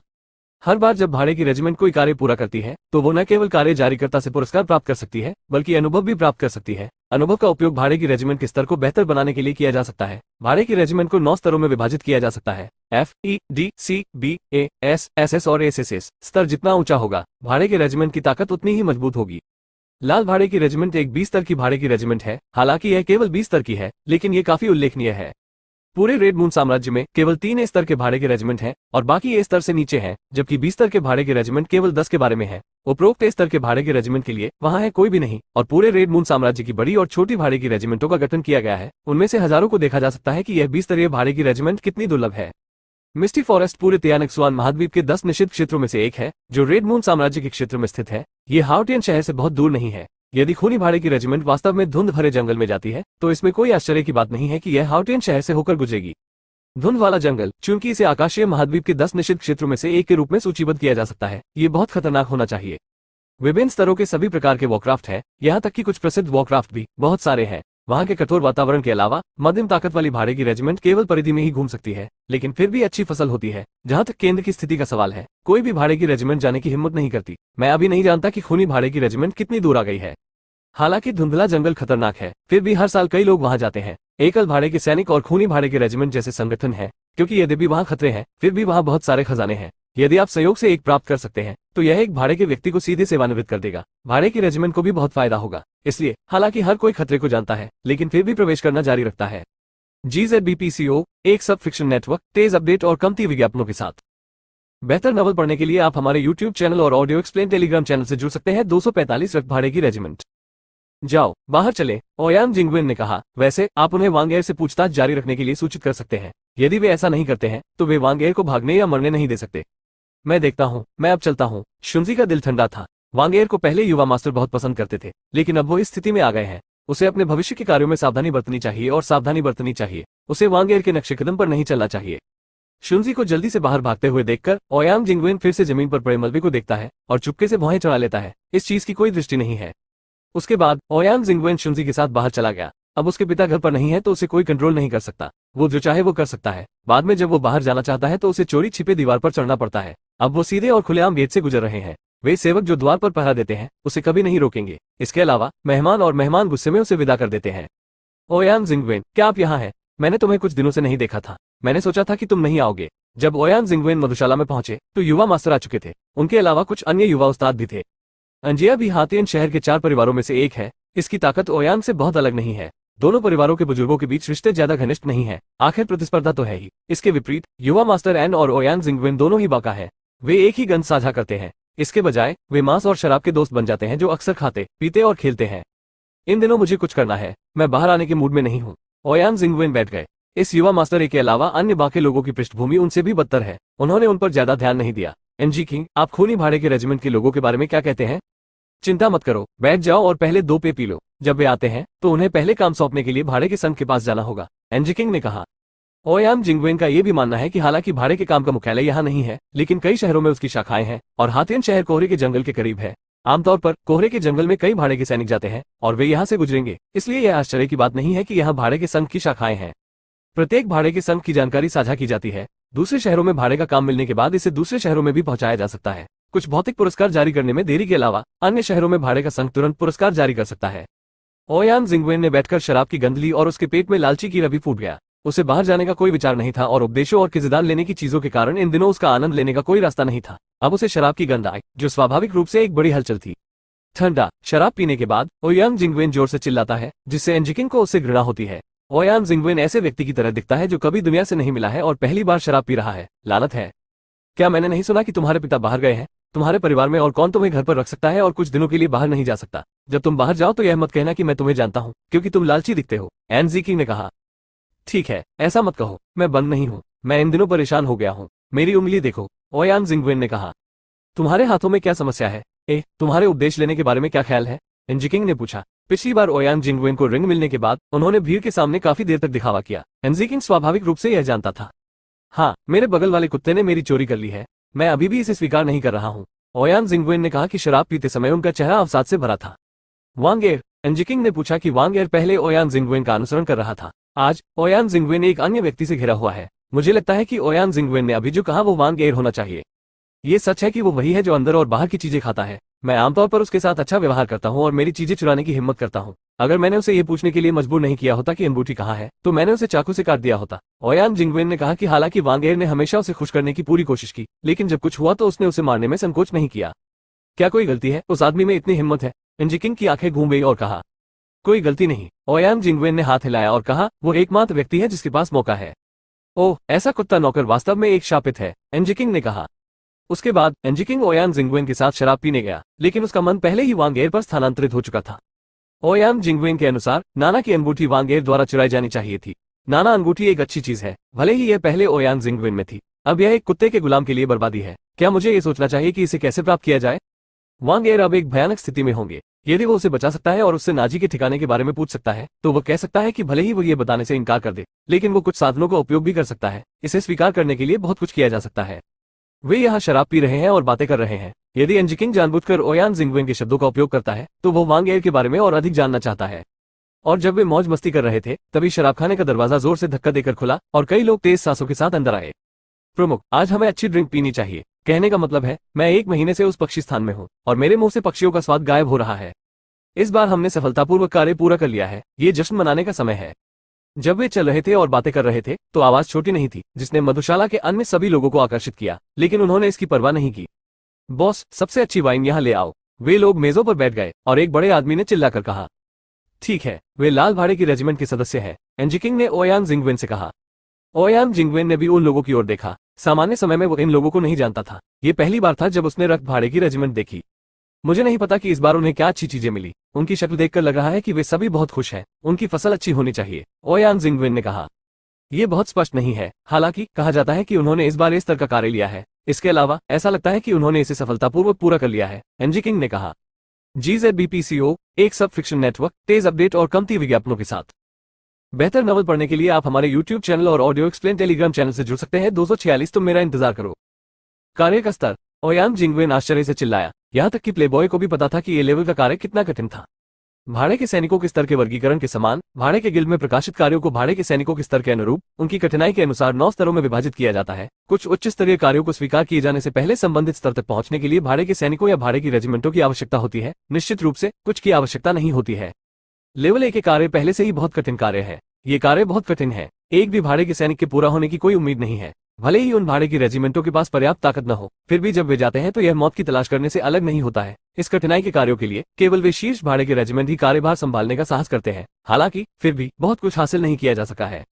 ओयान जिंगवेन को उम्मीद नहीं थी कि खूनी भाड़े की रेजिमेंट ने अब इस तरह का कार्य पूरा कर लिया है। अगर खबर बाहर आती है तो इससे उनकी भाड़े की रेजिमेंट की प्रतिष्ठा को काफी बढ़ावा मिलेगा। हालांकि ओयान जिंगवेन की आंखें तुरंत चमक उठी। लेवल 1 कार्यों के लिए ये बहुत कठिन है, जिसे हर कोई जानता है। हालांकि कार्य जितने कठिन होंगे, उन्हें पूरा करने के बाद उन्हें उतना ही बेहतर पुरस्कार मिल सकता है। उनके द्वारा सौंपे गए कार्य आइटमों का उल्लेख नहीं किया गया है, लेकिन कार्यों को पूरा करने की प्रक्रिया में उन्हें जो पूर्व और पश्चिम मिला, वे कभी भी बदतर नहीं होंगे। ओयान जिंगवेन सोच रहा है कि अपने पिता के गुस्से को कैसे शांत किया जाए। अब ये उम्मीद देखकर वो स्वाभाविक रूप से बहुत खुश है। इसलिए वो अब एंजिकिंग की परवाह नहीं करता है, बल्कि खूनी भाड़े के रेजिमेंट के सभी सदस्यों के लिए खड़ा है। क्या आप लाल भाड़े की रेजिमेंट से हैं? ओयान जिंगवेन ने जाकर सीधे पूछा। आप कौन हैं? दाढ़ी वाले मध्यम आयु वर्ग के लोगों में से एक ने ओयान जिंगवेन की ओर देखा और पूछा, बहुत दोस्ताना नहीं। मेरा नाम ओयान जिंगवेन है। मैं ओयान परिवार से हूँ। हमारा परिवार हातियन शहर के 4 परिवारों में से एक है। ओयान जिंगवेन ने कुछ गर्व के साथ अपना परिचय दिया। ओयान परिवार, बीच में बैठे अधेड़ उम्र के लोगों ने खुद से कहा। वे अक्सर धुंध भरे जंगल में जाते हैं, इसलिए वे अक्सर हातियानचेंग के पास से गुजरते हैं। स्वाभाविक रूप से वे हातियानचेंग के 4 परिवारों को जानते हैं और यहाँ तक कि उन्होंने ओयान जिंगवेन के बारे में भी सुना है। बेशक ये सभी बुरी अफवाहें हैं। मैं तुम्हारे लिए क्या कर सकता हूँ? अधेड़ उम्र के आदमी से पूछा, ये देखते हुए कि उसे इस समूह का मुखिया होना चाहिए। आप अभी अभी धुंध भरे जंगल से बाहर आए हैं और ए लेवल कार्य पूरा किया है। कार्य पूरा करने की प्रक्रिया में आपको बहुत सी अच्छी चीजें मिली होंगी। मैं देखना चाहता हूँ। ओयान जिंगवेन ने कहा कि खूनी भाड़े की रेजिमेंट के बारे में उनके मन में कुछ संदेह थे, अन्यथा अगर वो किसी और के पास जाते तो उनसे बात करना इतना आसान नहीं होता। हमें आपको क्यों दिखाना चाहिए? आप क्या सोचते हैं कि आप कौन हैं? भले ही आप ओयान परिवार से हो, उसके बारे में क्या ख्याल है? असंतोष? यदि तुम विचार करो तो वे सभी वस्तुएं तुम्हें तथा भाइयों द्वारा ही प्राप्त होती हैं। अब एक शख्स अचानक सामने आ जाता है। जब ऊपर आओगे तो कहना है और देख लेना है। आप उन्हें आपको क्यों दिखाते हैं? इसे पढ़ने के बाद यदि आपके पास अन्य विचार हो तो आप क्या करेंगे? अन्य लोगों के चेहरे भी थोड़े असहज हैं। आखिरकार ओयान जिंगवेन का व्यवहार कुछ हद तक अपमानजनक है। ओयान जिंगवेन को अस्वीकार कर दिया गया था, लेकिन वह नाखुश भी था। उसे लगा कि उसने उन्हें चेहरा दे दिया है। 20 स्तरीय भाड़े की रेजिमेंट के बारे में क्या? देश में भाड़े की कई बेहतर रेजिमेंटें नहीं हैं। यह मत भूलो कि यह हातियन शहर है। उनका परिवार यहाँ एक बड़ा परिवार है और खूनी भाड़े की रेजिमेंट केवल एक विदेशी है। अगर वो चेहरा देने से इनकार करता है तो उसे स्वाभाविक रूप से गुस्सा आएगा। ओयान जिंगवेन गुस्से में है क्योंकि हाउटियन शहर में कुछ लोगों ने उसे चेहरा न देने की हिम्मत की। यहाँ तक कि बाकी 3 परिवार भी ऐसा नहीं करेंगे। अब वो सार्वजनिक रूप से खारिज हो चुके हैं और उनका चेहरा अतीत में नहीं है। क्या ये दोस्त शीर्ष पर है? मैं बस देखना चाहता हूँ। ये सब गलत है, ओयान जिंगवेन ने गहरी आवाज में कहा। अब मैं तुम्हारी औरत को देखना चाहता हूँ। अपनी औरत को यहाँ भेजो, मुझे देखने दो। ठीक है, भाड़े के सैनिकों में से एक ने कहा। जब उसने बोलना समाप्त कर लिया तो अन्य सभी भाड़े के सैनिक हंस पड़े। ये भाड़े के सैनिक खून चाटकर जीवन जीने के लिए काफी बहादुर हैं। इसके अलावा उनके पास पूरे देश में कई भाड़े के सैनिक रेजिमेंट हैं। स्वाभाविक रूप से वे अपने बारे में बहुत सोचते हैं। अब उन्होंने एक कक्षा का एक कार्य पूरा कर लिया है और उनका मनोबल ऊंचा है। स्वाभाविक रूप से वे दूसरी पीढ़ी के पूर्वज ओयांग जिंगवेन से नहीं डरेंगे। वास्तव में हातियन शहर में ओयांग परिवार की ताकत है। हालांकि पूरे देश में ओयांग परिवार जरूरी नहीं कि उनकी खूनी भाड़े की रेजिमेंट से बेहतर हो। कुछ दोस्तों के बिना कौन भाड़े का सैनिक हो सकता है। विशेषकर उनके वरिष्ठ भाड़े के रेजिमेंट में कई एकल भाड़े के सैनिक उनके साथ शामिल होना चाहते हैं या उनके साथ अच्छे संबंध रखना चाहते हैं। उनके लोगों की नब्ज और ताकत जरूरी नहीं कि ओयांग परिवार से भी बदतर हो। ओयांग जिंग का चेहरा गुस्से से लाल था। उसके आसपास के कुछ लोग भी उसकी ओर इशारा कर रहे थे और हंस रहे थे। अधेड़ उम्र के आदमी की ओर देखने पर उसने पाया कि अधेड़ उम्र का आदमी चुपचाप शराब पी रहा था, जैसे उसने अपने आसपास कुछ भी होते नहीं देखा हो। ठीक है, तुमने मेरे साथ ऐसी चाल चलने की हिम्मत की, मेरी प्रतीक्षा करो। ओयांग जिंगवेन को लगा कि वह अपने चेहरे पर काबू नहीं पा सके। उन्होंने लोगों की ओर इशारा किया और उन्हें 2 चेतावनियां दी। उसने अपना हाथ हिलाया और पब से बाहर चला गया। शुनजी ने जल्दी से पीछा किया। क्या ओयांग जिंगवेन ऐसे ही हैं? ये स्पष्ट रूप से असंभव था, लेकिन उसे अचानक एहसास हुआ कि वो थोड़ा कमजोर था। भले ही आसपास कोई एनजी हो, लेकिन कोई संघर्ष होने पर वो उसकी मदद के लिए नहीं आएगा। इसलिए अपने नुकसान से बचने के लिए ओयांग जिंगवेन ने पहले छोड़ने का फैसला किया। आप यहाँ बाहर हैं और देख रहे हैं कि वे रात में कहाँ रहते हैं। पब छोड़ने के बाद ओयांग जिंगवेन ने शुनजी से कहा। मैं देख रहा हूँ युवा मास्टर, शुनजी ने जल्दी से कहा। ये वास्तव में उबाऊ है कि अंडे के बिना एक आदमी केवल कुछ शब्द कहने के बाद भाग जाता है। वो दाढ़ी ओयांग जिंगवेन को इतनी जल्दी चले जाते हुए देखना, कुछ भावनाएं पर्याप्त नहीं है। भले ही यह चिंता करने के लिए बहुत छोटा हो, लेकिन 4 परिवारों का शिष्य होना वास्तव में अपमानजनक है। मैं वास्तव में देखना चाहता हूँ कि यह काय महिला कैसी दिखती है। हाँ, लोग एक दूसरे का मजाक उड़ा रहे हैं, लेकिन उन्हें नहीं लगता कि इसमें कुछ गलत है। उन्होंने ऐसी बहुत सी चीजें देखी हैं, इसलिए वे ओयांग जिंगवेन की आखिरी धमकी में बहुत व्यस्त हैं और वे इस पर ध्यान नहीं देते हैं। ठीक है, बस 2 वाक्य कम बोलो। आखिरकार ये दूसरी पार्टी का क्षेत्र है, इसलिए पैसे मत बचाओ। अधेड़ उम्र के आदमी ने धीरे से एक शब्द कहा। मैं देख रहा हूँ प्रमुख। जैसे ही उन्होंने बात की, सभी लोगों ने सम्मानपूर्वक उत्तर दिया और जैसा कि अपेक्षित था, उन्होंने इससे अधिक कुछ नहीं कहा। GZBPCO, एक सब फिक्शन नेटवर्क, तेज अपडेट और कमती विज्ञापनों के साथ।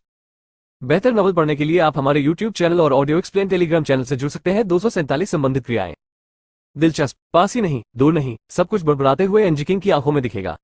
उसने अभी अभी सभी चीजें देखी, जिसमें ओयांग जिंगवेन की मुठभेड़ भी शामिल थी। हालांकि उनका इरादा आगे बढ़ने का नहीं था। इन भाड़े के सैनिकों को भड़काना आसान नहीं है। यदि वे अच्छे नहीं हैं, तो वे सीधे अपनी तलवारें निकाल लेंगे। भले ही वे खुद को मारने की हिम्मत न करें, फिर भी उन्हें मांस और रक्त से पीड़ित होना होगा। ओयांग जिंगवेन की अपनी समझ के आधार पर यह व्यक्ति इस नुकसान को झेलने को तैयार नहीं होगा, खासकर अपने क्षेत्र में, इसलिए वो आसानी से हार नहीं मानेगा। रक्त भाड़े के समूह की ताकत खराब नहीं है और प्रमुख मध्यम आयु वर्ग का व्यक्ति एक वरिष्ठ जादूगर है। हालांकि ये लोग लापरवाह प्रतीत होते हैं और कम आंकते हैं कि ओयांग जिंगवेन का बदला शायद भुगतना पड़ेगा। ये खूनी भाड़े की रेजिमेंट एनजी किंग नाराज नहीं होना चाहती। आखिरकार उनकी ताकत इतनी अच्छी नहीं है। यहाँ ये लोग उनकी पूरी ताकत नहीं है। एक बार एक दूसरे को अपमानित करने के बाद वे पागलपन से बदला लेंगे। वे दिमाग के बिना ओयांग जिंगवेन नहीं है। एनजी किंग ओयांग जिंगवेन से पहले नाजी के बारे में चिंतित है। आज उनके पास अच्छा मौका नजर आ रहा है। ये सोचते हुए उसने अपने साथियों से फुसफुसाया, जाओ और ओयांग के घर को देखो और देखो कि वे क्या कर रहे हैं। अगर तुम्हें कुछ भी मिले तो तुरंत मुझे बताओ। ओयांग जिंगवेन ने सार्वजनिक रूप से अपना चेहरा खो दिया। वो निश्चित रूप से मंच पर वापस आने का रास्ता खोज लेंगे। इसके अलावा उसने अभी जो कहा, उसे सुनने के बाद ऐसा लगता है कि उसे दूसरे पक्ष के हाथ में मौजूद चीजों में दिलचस्पी है, इसलिए वो हार नहीं मानेगा। जी श्रीमान, नौकर ने उत्तर दिया और बाहर चला गया। लेकिन जब दूसरी तरफ ओयांग जिंगवेन अपने घर लौटेगा, तो वह अपने घर में सशस्त्र बलों को इकट्ठा करेगा। ये लोग उसके घर के रक्षक हैं, जिनमें तलवारबाज और जादूगर भी शामिल हैं। हालांकि जादूगरों की संख्या अपेक्षाकृत कम है। ओयांग परिवार को हातियन शहर के 4 परिवारों में से एक कहा जा सकता है। इसका कारण ये है कि अमीर होने के अलावा उनके पास अधिक पैसा है, ऐसा सशस्त्र बल है। ये सशस्त्र बल आमतौर पर ओयांग तियान की सलाह का पालन करते हैं। आखिरकार वो परिवार का मुखिया है। हालांकि ओयांग तियान अब घर पर नहीं है और ओयांग जिंगवेन उनका इकलौता बेटा है। ये लोग उसकी भर्ती को लेकर एक पल के लिए झिझके और यहाँ आ गए। उनके दिलों में ओयांग जिंगवेन देर सबेर ओयांग तियान से परिवार के मुखिया का पद संभाल लेंगे। अब आप ओयांग को कोई चेहरा न दे, वो भविष्य में निश्चित रूप से आपसे नफरत करेगा। और ओयांग जिंगवेन ने देखा कि ये लोग उसके आदेश पर इकट्ठा होने आए थे। वह बहुत संतुष्ट था और आदेश देने की भावना का आनंद उठा रहा था। वह परिवार का मुखिया भी बनना चाहता था, इसलिए वह वांगेर से नफरत करता था, जिसने उसकी किसी गोली चुरा ली और उपदेशों को और भी अधिक स्वीकार कर लिया। हालांकि अब नफरत करने से कोई फायदा नहीं है। अब हम जो कर सकते हैं वो है इसकी भरपाई करना। इस मामले में कि वो निश्चित नहीं है कि क्या वो इसे वापस पा सकता है, उसे अपने उत्तराधिकारी की स्थिति को बनाए रखने के लिए अन्य तरीके खोजने होंगे। पहले तो वो झिझक रहा था, लेकिन अब जब उसने सामने लोगों को देखा तो उसने अपना मन बना लिया। अब तुम सब अच्छा आराम करने के लिए वापस जाओ और शाम को मेरे साथ कुछ करने के लिए बाहर जाओ, ओयांग जिंगवेन ने कहा।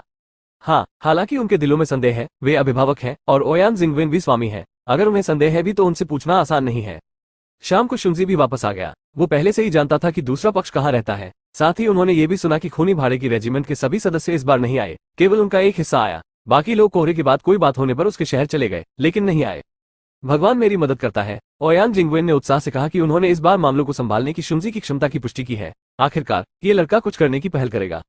शाम को आधी रात को ओयांग जिंगवेन ने अपने अधीनस्थों के साथ अपने रात के कपड़े पहने और उस स्थान पर जाना शुरू कर दिया जहां खूनी भाड़े की रेजिमेंट रहती थी।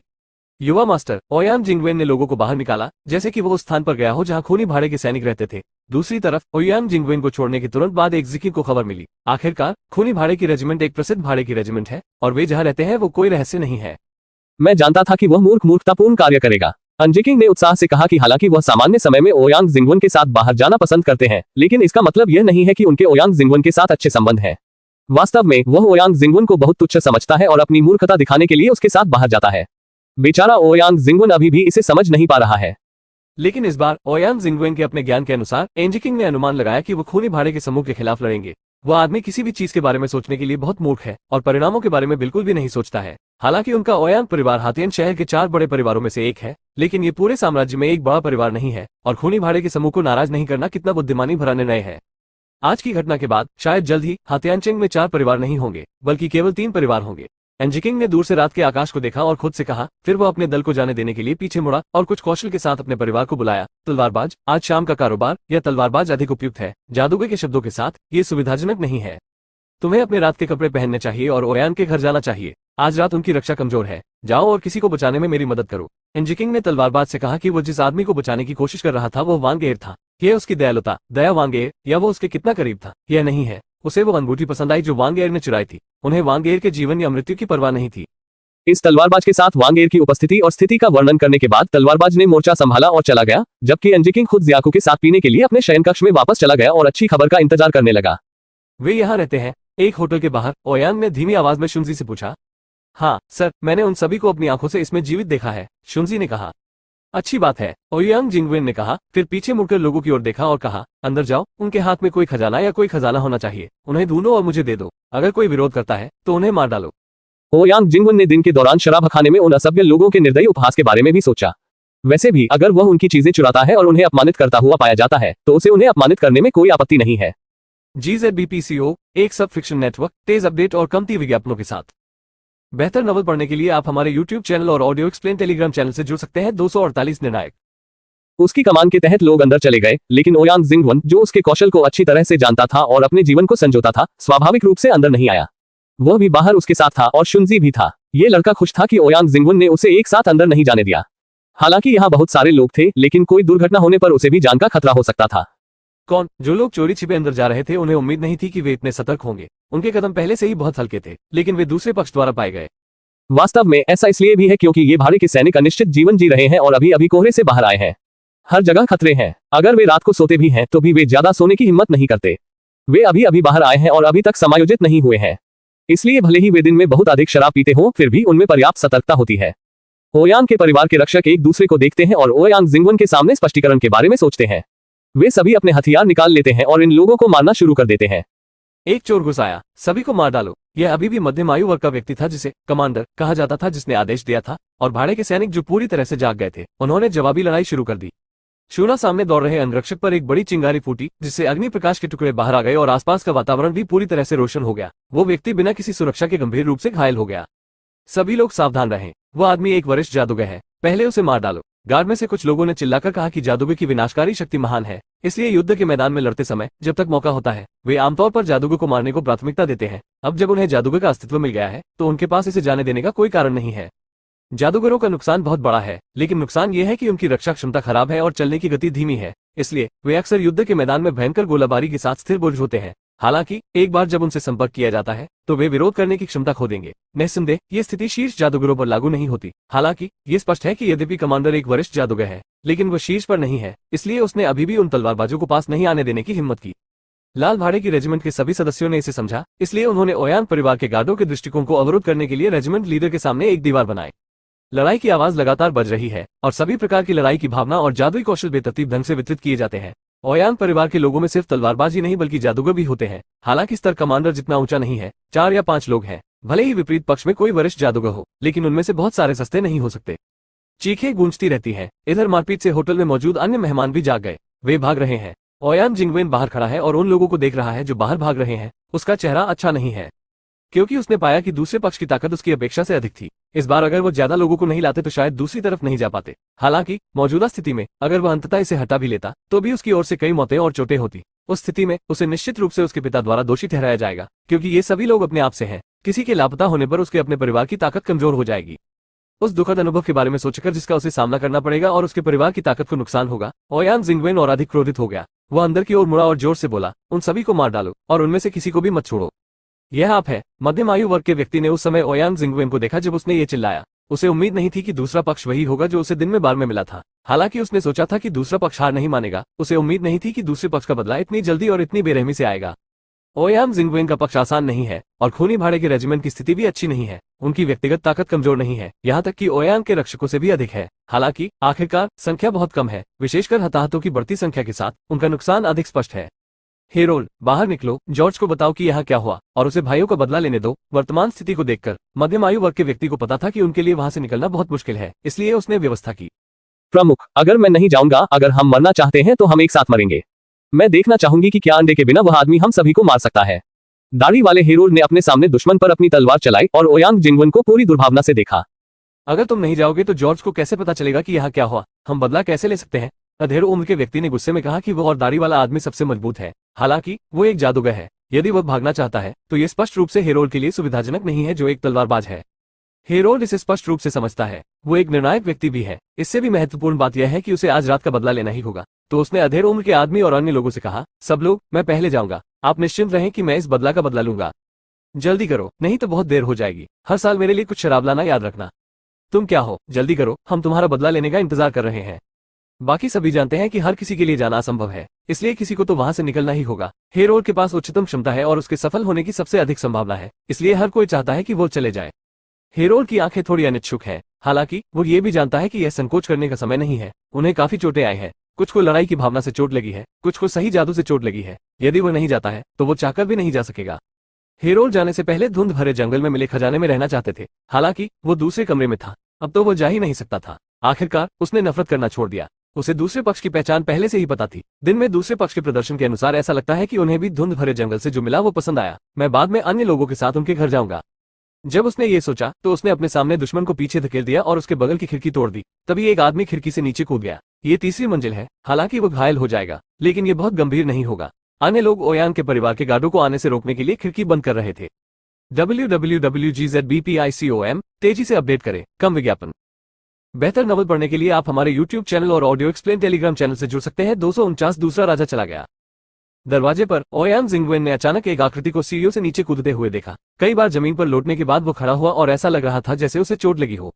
यह मूंछें हैं। ओयान जिंगवेन दाढ़ी वाले आदमी से बहुत प्रभावित था। उन्होंने इसे एक नजर में ही पहचान लिया। इस समय उसने अपनी दाढ़ी के एक तरफ ओयान जिंगवेन को देखा और उसकी आंखों में अचानक गुस्सा फूट पड़ा। तलवार पकड़कर वो ओयान जिंगवेन की ओर भागने के लिए तैयार था। ओयान जिंगवेन हैरान था। वो अभी भी अपने वजन के बारे में बहुत स्पष्ट थे। वो कभी भी दूसरे पक्ष का प्रतिद्वंद्वी नहीं होगा, भले ही दूसरा पक्ष घायल हो गया हो। सौभाग्य से इस समय कई ओयान परिवार के गार्ड गलियारे से बाहर निकल गए। जब उसने इन लोगों को अपनी दाढ़ी के साथ देखा तो उसने बस ओयान जिंगवेन को नफरत की नजर से देखा। वह ऐसा करने को तैयार नहीं था। दिल फिर गया और भाग गया।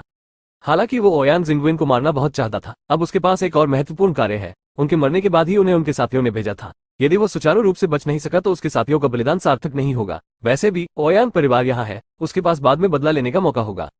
तुम क्या कर रहे हो, जल्दी करो, ओयान जिंगवेन ने अपने आसपास के कई गार्डों से कहा। इस समय ये गार्ड ओयान जिंगवेन से घिरे हुए हैं। उन्हें किसी और की सीढ़ियों से नीचे कूदने का डर है। ओयान जिंगवेन ने भी इसके बारे में सोचा और कहा, 2 लोगों को पीछे छोड़ दो और अन्य मेरा पीछा करेंगे। अन्य गार्डों ने रास्ता दिखाया और ऊपर की लड़ाई खत्म होने वाली थी। हालांकि खूनी भाड़े के रेजिमेंट के सदस्यों की ताकत कुछ हद तक अप्रत्याशित थी, लेकिन संख्या में कमी के कारण ओयान परिवार के गार्डों ने उन्हें मार डाला। वे ऐसा करने को तैयार नहीं थे। हालांकि ओयान जिंगवेन को आदेश किसने दिया? वे अब केवल इसे क्रियान्वित ही कर सकते थे। बर्बाद, तुम सब बेकार हो। इतने सारे लोगों ने कई लोगों को पीटा और यहाँ तक कि कई लोगों को मार डाला और उनमें से एक को भाग जाने दिया। ये सब बर्बाद है। लड़ाई के बाद ओयान जिंगवेन मधुशाला में गए और गंदी को देखा और डांटा। इस समय उनकी दाढ़ी का पीछा करने वाले सभी लोग वापस आ गए। जाहिर है उन्होंने एक दूसरे को नहीं पकड़ा और दूसरे को भागने दिया। इससे ओयान जिंगवेन बहुत क्रोधित हो जाता है। उनका खुद को बेनकाब करने का इरादा नहीं था। आखिरकार एक बार जब ये घटना उजागर हो जाएगी तो यह उसके परिवार के लिए कुछ मुसीबतें लेकर आएगी। हालांकि वह सोचता है कि वे परेशानियां उसके परिवार के लिए कोई बड़ी बात नहीं है, लेकिन कोई भी उन्हें पसंद नहीं करता। हालांकि उसे ये उम्मीद नहीं थी कि लड़ाई की प्रक्रिया में उसका पर्दाफाश हो जाएगा। उन्होंने खुद को इस बात के लिए दोषी ठहराया कि वो उस वक्त बहुत ज्यादा गुस्से में थे और कुछ देर तक उस पर काबू नहीं रख पाए। हालांकि ये कुछ भी नहीं है। जब तक उसने इन सभी लोगों को मार डाला तब तक खबर का खुलासा नहीं किया जाएगा। अब दूसरे पक्ष को भाग जाने देना ही बेहतर है। अब कहने की जरूरत नहीं है। खबर यह है कि मैं इसे नहीं रख सकता। मुख्य बात यह है कि खूनी भाड़े के रेजिमेंट के अधिकांश लोग यहाँ नहीं हैं। एक बार जब भागे हुए लोग भाड़े के रेजिमेंट के अन्य लोगों को खबर बताएंगे तो वे निश्चित रूप से बदला लेने के लिए वापस आएंगे। हालांकि वे यह नहीं सोचते कि वे क्या कर सकते हैं, फिर भी वे निश्चित रूप से कुछ समय के लिए अकेले बाहर जाने की हिम्मत नहीं करते। हालांकि ऐसा हुआ है और गुस्सा होना बेकार है। थोड़ी देर की डांट फटकार के बाद ओयांग जिंगवेन ने धुंध भरे जंगल से रक्त भाड़े के रेजिमेंट द्वारा लाए गए खजाने की तलाश शुरू कर दी।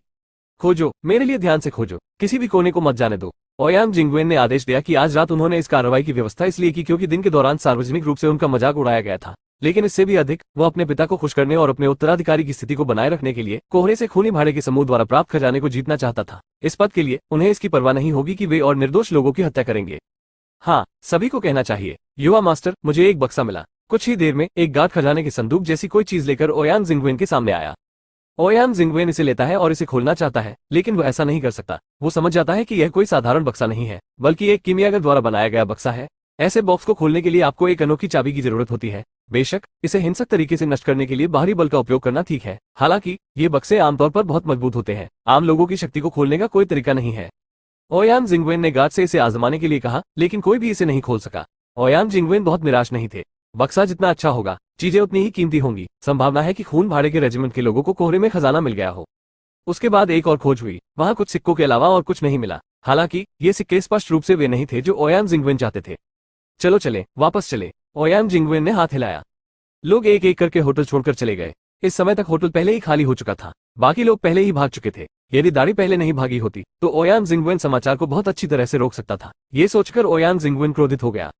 बेशक ओयांग जिंगवेन को नहीं पता था कि उसने जो कुछ भी किया वो एंजिकिंग की नजर में था। दाढ़ी न भागती तो भी खबर न रह पाती। ओयांग जिंगवेन का मूड अच्छा नहीं है। हालांकि उसने दूसरी तरफ से कुछ प्राप्त किया है, फिर भी वह नहीं जानता कि यह क्या है, लेकिन उसे दूसरी तरफ के बदला के बारे में चिंता करनी होगी। इसके अलावा उनके 3 गार्डों की मौत हो गई है और 10 से अधिक घायल हो गए हैं, जिससे ओयांग जिंगवेन भी बहुत दुखी है। हालांकि जब वो अपने निवास पर लौटता है तब भी और भी अप्रिय चीजें उसका इंतजार कर रही होती हैं। युवा मास्टर, अच्छा नहीं, वांग ए चला गया है। ओयांग जिंगवेन के दरवाजे में प्रवेश करने के तुरंत बाद पहले गार्डों को तितर बितर होने दिया, फिर कोई रिपोर्ट करने आया। क्या हो रहा है? वो गंभीर रूप से घायल नहीं है, वो कैसे भाग सकता है? ओयांग जिंगवेन ने उस आदमी का कॉलर पकड़ लिया और जमकर कहा, गुलामी चलाना कुछ भी नहीं है, लेकिन वांग ए ही एकमात्र ऐसा व्यक्ति है जो जानता है कि अंगूठी कहाँ लेनी है, या यहाँ तक कि किजिदान कहाँ है। अगर वो भागेगा तो उसे वे 2 चीजें कहाँ मिलेंगी? युवा मास्टर, उसे बचाया गया था, वो खुद भागा नहीं था, नौकर ने झट से समझाया। जाओ, मुझे दिखाओ, ओयांग जिंगवेन ने कहा। उसके बाद वे उस स्थान पर गए जहां वांग एर को कैद किया गया था। यहाँ अब और लोग नहीं थे, जमीन पर 2 शव थे। ये 2 निकाय वे लोग थे जिनकी व्यवस्था उसने वांग एर से पूछताछ करने के लिए की थी। अब वे मारे गए हैं, लेकिन वांग एर, जो पहले ही मर रहा था, गायब हो गया है। GZBPCO, एक सब फिक्शन नेटवर्क, तेज अपडेट और कमती विज्ञापनों के साथ। बेहतर नॉवल पढ़ने के लिए आप हमारे YouTube चैनल और ऑडियो एक्सप्लेन टेलीग्राम चैनल से जुड़ सकते हैं। 250 आप कैसे हैं? शूना, इस स्थिति को देखकर ओयांग जिंगवेन ने दीवार को जोर से मारा, फिर दहाड़ते हुए कहा, तुम क्या खाते हो? मेरे ही घर में दूसरों ने मुझ पर हमला कर दिया था। मैंने 2 लोगों को मार डाला और एक को बचा लिया। तुम्हें पता नहीं चला? क्या तुम सब लकड़ी हो? जिन लोगों ने पहले खबर दी थी और जो दोनों नौकरों के शव लेने आए थे, वे चुप रहने से डर रहे थे।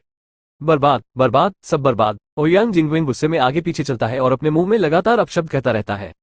युवा मास्टर, आज शाम हवेली के गार्डों को पता नहीं था कि स्थिति क्या थी। उनमें से अधिकांश नहीं आए, जिससे दूसरे पक्ष के लिए एक छेद बन गया। अन्यथा उनके लिए लोगों को बचाना इतना आसान नहीं है। जिस नौकर ने पहले खबर दी थी उसने गुस्से में कहा, जाहिर तौर पर उसे आज रात ओयांग जिंगवेन की व्यवस्था के बारे में नहीं पता था, इसलिए जब कोई दुर्घटना हुई तो वे गार्ड समय पर नहीं आए, इसलिए उन गार्डों के लिए बर्तन ले जाने का समय हो गया है।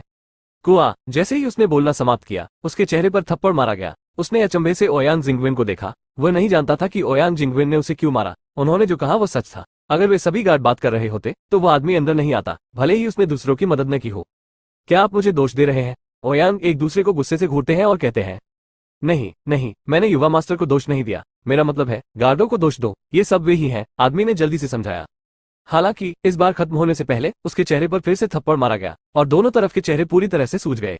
बाहर निकलो, बाहर निकलो, ओयांग जिंगवेन दहाड़ उठा। नौकर जल्दी से बाहर चला गया। उसे अभी तक पता नहीं चला है। क्या बात, क्या बात? वो गार्ड के बारे में कैसे कह सकता है? क्या युवा मास्टर इतने गुस्से में है? हालांकि भले ही उसे समझ ना आए, फिर भी उसने दोबारा पूछने की हिम्मत नहीं की, नहीं तो जवाब न देने पर उसके मुंह पर फिर तमाचा पड़ेगा। ये कौन है? पृथ्वी पर कुत्ते के गुलाम को किसने बचाया? ओयांग जिंगवेन ने अपने दिल में सोचा कि वांगेर को उनके घर में तब से बेच दिया गया था जब वो एक बच्चा था और उसने किसी भी रिश्तेदार या दोस्त के बारे में नहीं सुना था। अब कोई उसे बचाने कैसे आ सकता है? क्या जो उसे बचाने आता है वही उसे अपने पास से चोरी करने देता है? हाँ, ऐसा होना चाहिए, नहीं तो कुत्ते के नौकर में इतनी हिम्मत नहीं है। उसे किसी ने आदेश दिया होगा। मैं कैसे कह सकता हूँ कि उसने ऐसा किया है? अब तक कबूल नहीं किया। एक आदमी जो दर्द और मौत से डरता है, उसने इतने लंबे समय से कबूल करने पर जोर दिया है। वो अपने पीछे के लोगों का इंतजार कर रहा है कि वो उसे बचाए। ये शापित गुलाम, ये जेब कतरे ओयान जिंगवेंग के पास है। धीरे धीरे पता चला कि वो वांग एयर में अकेला नहीं है। जाहिर है उसका साथी या उसके पीछे वाला व्यक्ति उसे बचाने आया है। यह अफसोस की बात है कि अगर वो उन सभी को पकड़ लेता है तो उसका आत्मा अनुशासन और क्यूजिदान शायद वापस आ जाएगा। ये सोचते हुए उसने दीवार पर फिर से थप्पड़ मारा और कहा, बर्बाद, सब बेकार। आप अभी भी क्या कर रहे हैं? मैंने नहीं देखा कि मेरे हाथ में चोट लगी है। मुझे पट्टी करने के लिए जल्दी करें। मेरी कोई दृष्टि नहीं है। ओयान जिंगवेन ने अपने बगल में बैठे शुंजी से कहा कि उसका हाथ अभी 2 बार दीवार से टकराया था और उस पर थोड़ी सी त्वचा लग गई थी। हाँ सर, शुंजी ने जल्दी से उत्तर दिया कि आज शाम ओयान जिंगवेन का मूड पिछले दिनों की तुलना में खराब था। शुंजी अपने भविष्य के मुकाबले को लेकर अधिक चिंतित था। ओयान जिंगवेन के अलावा उसे सुरक्षा की कोई भावना नहीं थी और उसे लगता था कि उसे किसी भी समय जान का खतरा है। क्या मुझे यहाँ से निकलने की कोशिश करनी चाहिए? शुंजी ने ओयान जिंग पर पट्टी बांधी और सोचा। दूसरी ओर वांग एयर, जिसे ओयान के परिवार से बचाया गया था, ने खुद को पकड़े हुए काले कपड़े पहने व्यक्ति को देखा। उसकी आंखें पुनर्जन्म की खुशी से भरी थी। आखिरकार वो नरक से बाहर आ गया। हालांकि वह नहीं जानता था कि किसने खुद को बचाया। इससे कोई फर्क नहीं पड़ा। महत्वपूर्ण बात यह है कि वो अंततः पीड़ा के सागर से बाहर निकल आया। साथ ही वो ओयान जिंगवेन से बहुत नफरत करता है। वो हमेशा उसे खुश करने की पूरी कोशिश करता है, लेकिन वो लोगों को सीधे तौर पर नहीं पहचानता। अगर ये शख्स बाद में खुद को बचाएगा तो उस छोटे से कमरे में ही मर जाएगा। आपकी मदद के लिए धन्यवाद, योद्धा, वांग एयर ने कृतज्ञतापूर्वक कहा। हालांकि काले कपड़े वाले व्यक्ति ने उस पर ध्यान नहीं दिया। वो अभी भी दौड़ रहा था और वांग एयर को कोई परवाह नहीं थी। आखिरकार दूसरे पक्ष ने खुद को बचाया। इसके अलावा क्या विशेषज्ञ आमतौर पर ठंडे नहीं होते? ये सामान्य है। 20 मिनट से भी कम समय के बाद वांग एयर को लगा कि आखिरकार उसे एक यार्ड में ले जाया गया। वो जानता था कि वो मंजिल पर आ गया है। दरअसल एम्फू और ओयान के घर के बीच की दूरी बहुत ज्यादा नहीं थी। इस गति से वो 10 मिनट से भी कम समय में पहुंच सकता था। हालांकि अपने पीछे के लोगों से छुटकारा पाने और पीछा किए जाने से रोकने के लिए उसने बहुत सारे चक्कर लगाए। इसलिए अब वांग एयर को बिल्कुल भी पता नहीं था कि वो एक हवेली में था, जब तक कोई परिचित चेहरा उसके सामने नहीं आया। वो आश्चर्य से चिल्ला उठा, मास्टर ए, यह आप कैसे हो सकते हैं? एंजिकिंग के पीछे खड़े ब्लैक मूवी मैन को देखकर उसका दिमाग हमेशा अधिक लचीला होता है। उसे नहीं पता कि क्या हुआ। हालांकि उन्हें उम्मीद नहीं थी कि यह ओयान जिंगवेन का अच्छे दोस्त एंजिकिंग था, जिसने लोगों को खुद को बचाने की व्यवस्था की थी। वांग एयर, हमने लंबे समय से एक दूसरे को नहीं देखा है। आप इसे इस तरह कैसे दिखा सकते हैं? एंजिकिंग ये कहने के बारे में चिंतित है कि अतीत में एंजिकिंग ओयान जिंगवेन के साथ खेलने के लिए बाहर गया था और ओयान जिंगवेन हमेशा वांग एयर को अपने साथ ले जाता था। इसलिए हालांकि उन्होंने वांग एयर से बहुत कुछ नहीं कहा, लेकिन एंजिकिंग और वांग एयर एक दूसरे को जानते थे। ये सब ओयान जिंगवेन के कारण हुआ है। वांग एयर ने अपने दांत पीसते हुए कहा, आपकी मदद के लिए बहुत बहुत धन्यवाद। धन्यवाद, हम किसी तरह एक दूसरे को जानते हैं। मुझे आपकी मुलाकात देखकर दुख हुआ। एंजिकिंग ने मुस्कुराते हुए कहा, आप यहाँ आराम करें। मैं आपके लिए क्या कर सकता हूँ? चलो इसके बारे में कल बात करते हैं। हालांकि ऐसा लगता है कि एंजिकिंग की मुस्कान थोड़ी अजीब है। दूसरा राजा जो अभी अभी नरक से भागा था, उसने इसके बारे में ज्यादा नहीं सोचा, लेकिन वह इतना उत्साहित था कि वह एंजिकिंग के लिए लगभग घुटनों के बल बैठ गया और कहा, धन्यवाद मास्टर एन। मास्टर एन एक अच्छा आदमी है। ठीक है, मैं सचमुच एक अच्छा आदमी हूँ। हाँ, एंजिकिंग ने एक वाक्य दोहराया और फिर हंसते हुए मुड़ गया। वांग एयर ने एंजिकिंग की पीठ की ओर देखा और आश्चर्य किया। उसकी सहज भावना गलत थी, लेकिन उसने ज्यादा नहीं सोचा। इस समय वो एंजिकिंग के लिए बहुत आभारी थे। www.gzbpicom तेजी से अपडेट करें, कम विज्ञापन। बेहतर नॉवल पढ़ने के लिए आप हमारे YouTube चैनल और ऑडियो एक्सप्लेन टेलीग्राम चैनल से जुड़ सकते हैं। 251 क्यूमिंग शूम कॉल्स। झूगू तियानेक्सुआन महाद्वीप का एक दुर्लभ उत्पाद। यह कोहरे में उगता है। ये हर 10 साल में खिलता है और हर 10 साल में फल देता है।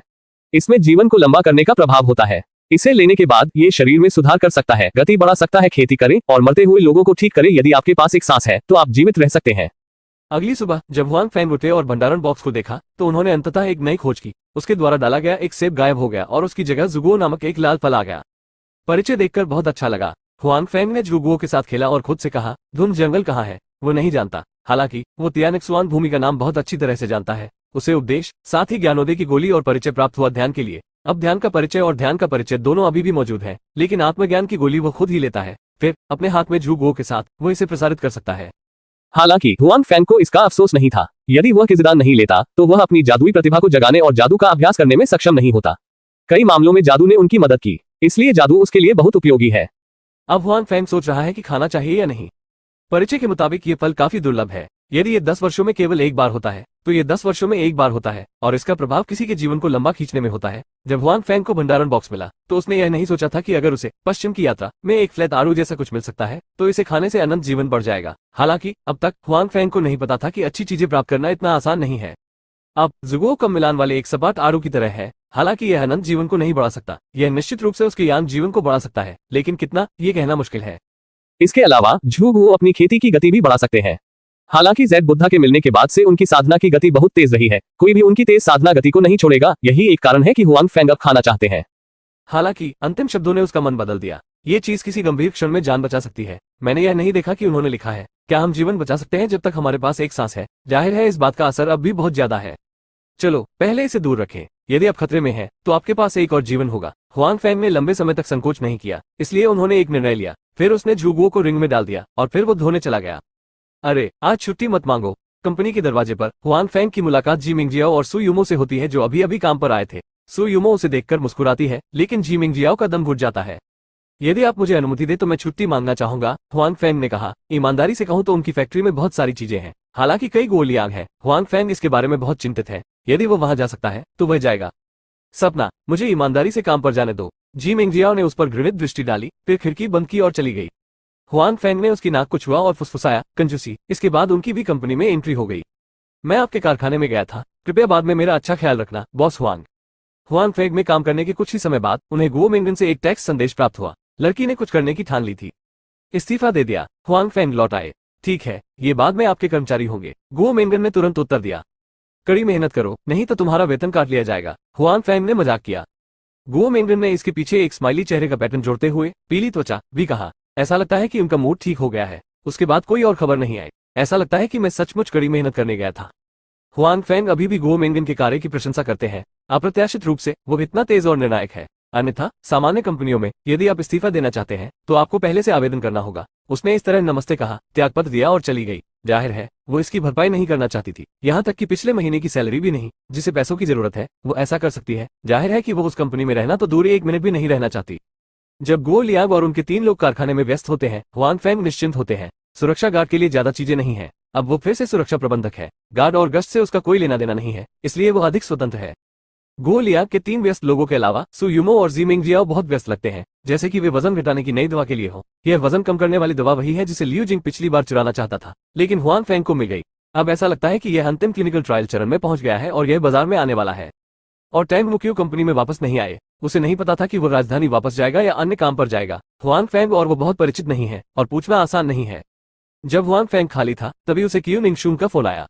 अधिकारी क्यू, क्या उस मामले में कोई प्रगति हुई है? हुआंग फैंग ने जल्दबाजी में पूछा कि वो अभी भी मामले को लेकर बहुत चिंतित है। आखिरकार उन्हें संदेह था कि इस मामले के पीछे टोंग जियान की छाया थी और उनके और टोंग जियान के बीच झगड़ा था। हालांकि उसने सोचा कि यह कोई बड़ी बात नहीं है। टोंग जियान ने स्पष्ट रूप से ऐसा नहीं सोचा था। ठीक है, दोनों व्यक्तियों की स्वीकारोक्ति के अनुसार जिस व्यक्ति ने उन्हें शव देने का आदेश दिया था वो लिन जिचिंग था, यानी उसके फोन पर दिखाया गया भाई चिंग था। जब हम लिन जिचिंग को गिरफ्तार करने और वापस आने के लिए जा रहे थे, पूछताछ में हमने पाया कि वो गायब हो गया था। जांच के अनुसार वो जियांगजू छोड़कर कहाँ गया था। क्यू निंगशुंग ने कहा कि उसने पहले हुआंग फैंग को मामले के बारे में बताने का वादा किया था, इसलिए भले ही हुआंग फैंग पुलिसकर्मी नहीं थी, उसके पास छिपाने के लिए कुछ भी नहीं था। अगर अन्य पुलिसकर्मियों को इसके बारे में पता होता तो उनकी राय होती। हालांकि क्यू निंगशुंग के पिता को किसने अपना श्रेष्ठ कहा? अगर उनकी राय होती भी तो किसी को कुछ कहने की हिम्मत नहीं होती।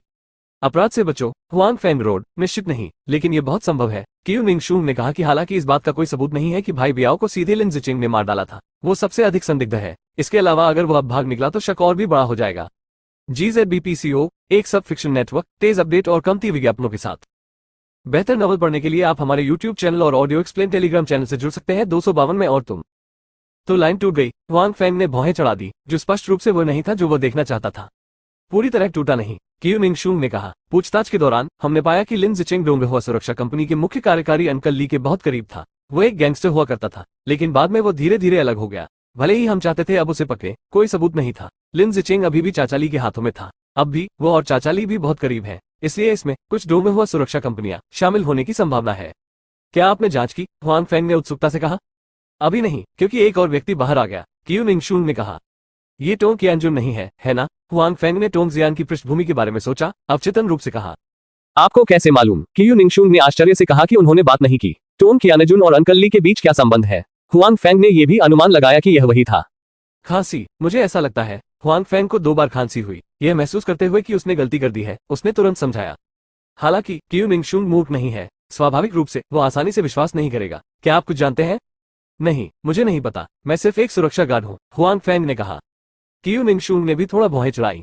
हुआंग फैंग की बात सुनने से पहले ऐसा लग रहा था कि वो कुछ जानता है। हालांकि हुआंग फैंग सही थे, वो सिर्फ एक सुरक्षा गार्ड था। वो अंकल ली और टोंग कियानजुन से बिल्कुल भी नहीं मिले। उस दिन कैदियों को पकड़ने में उसकी मदद करने का यही सही समय था।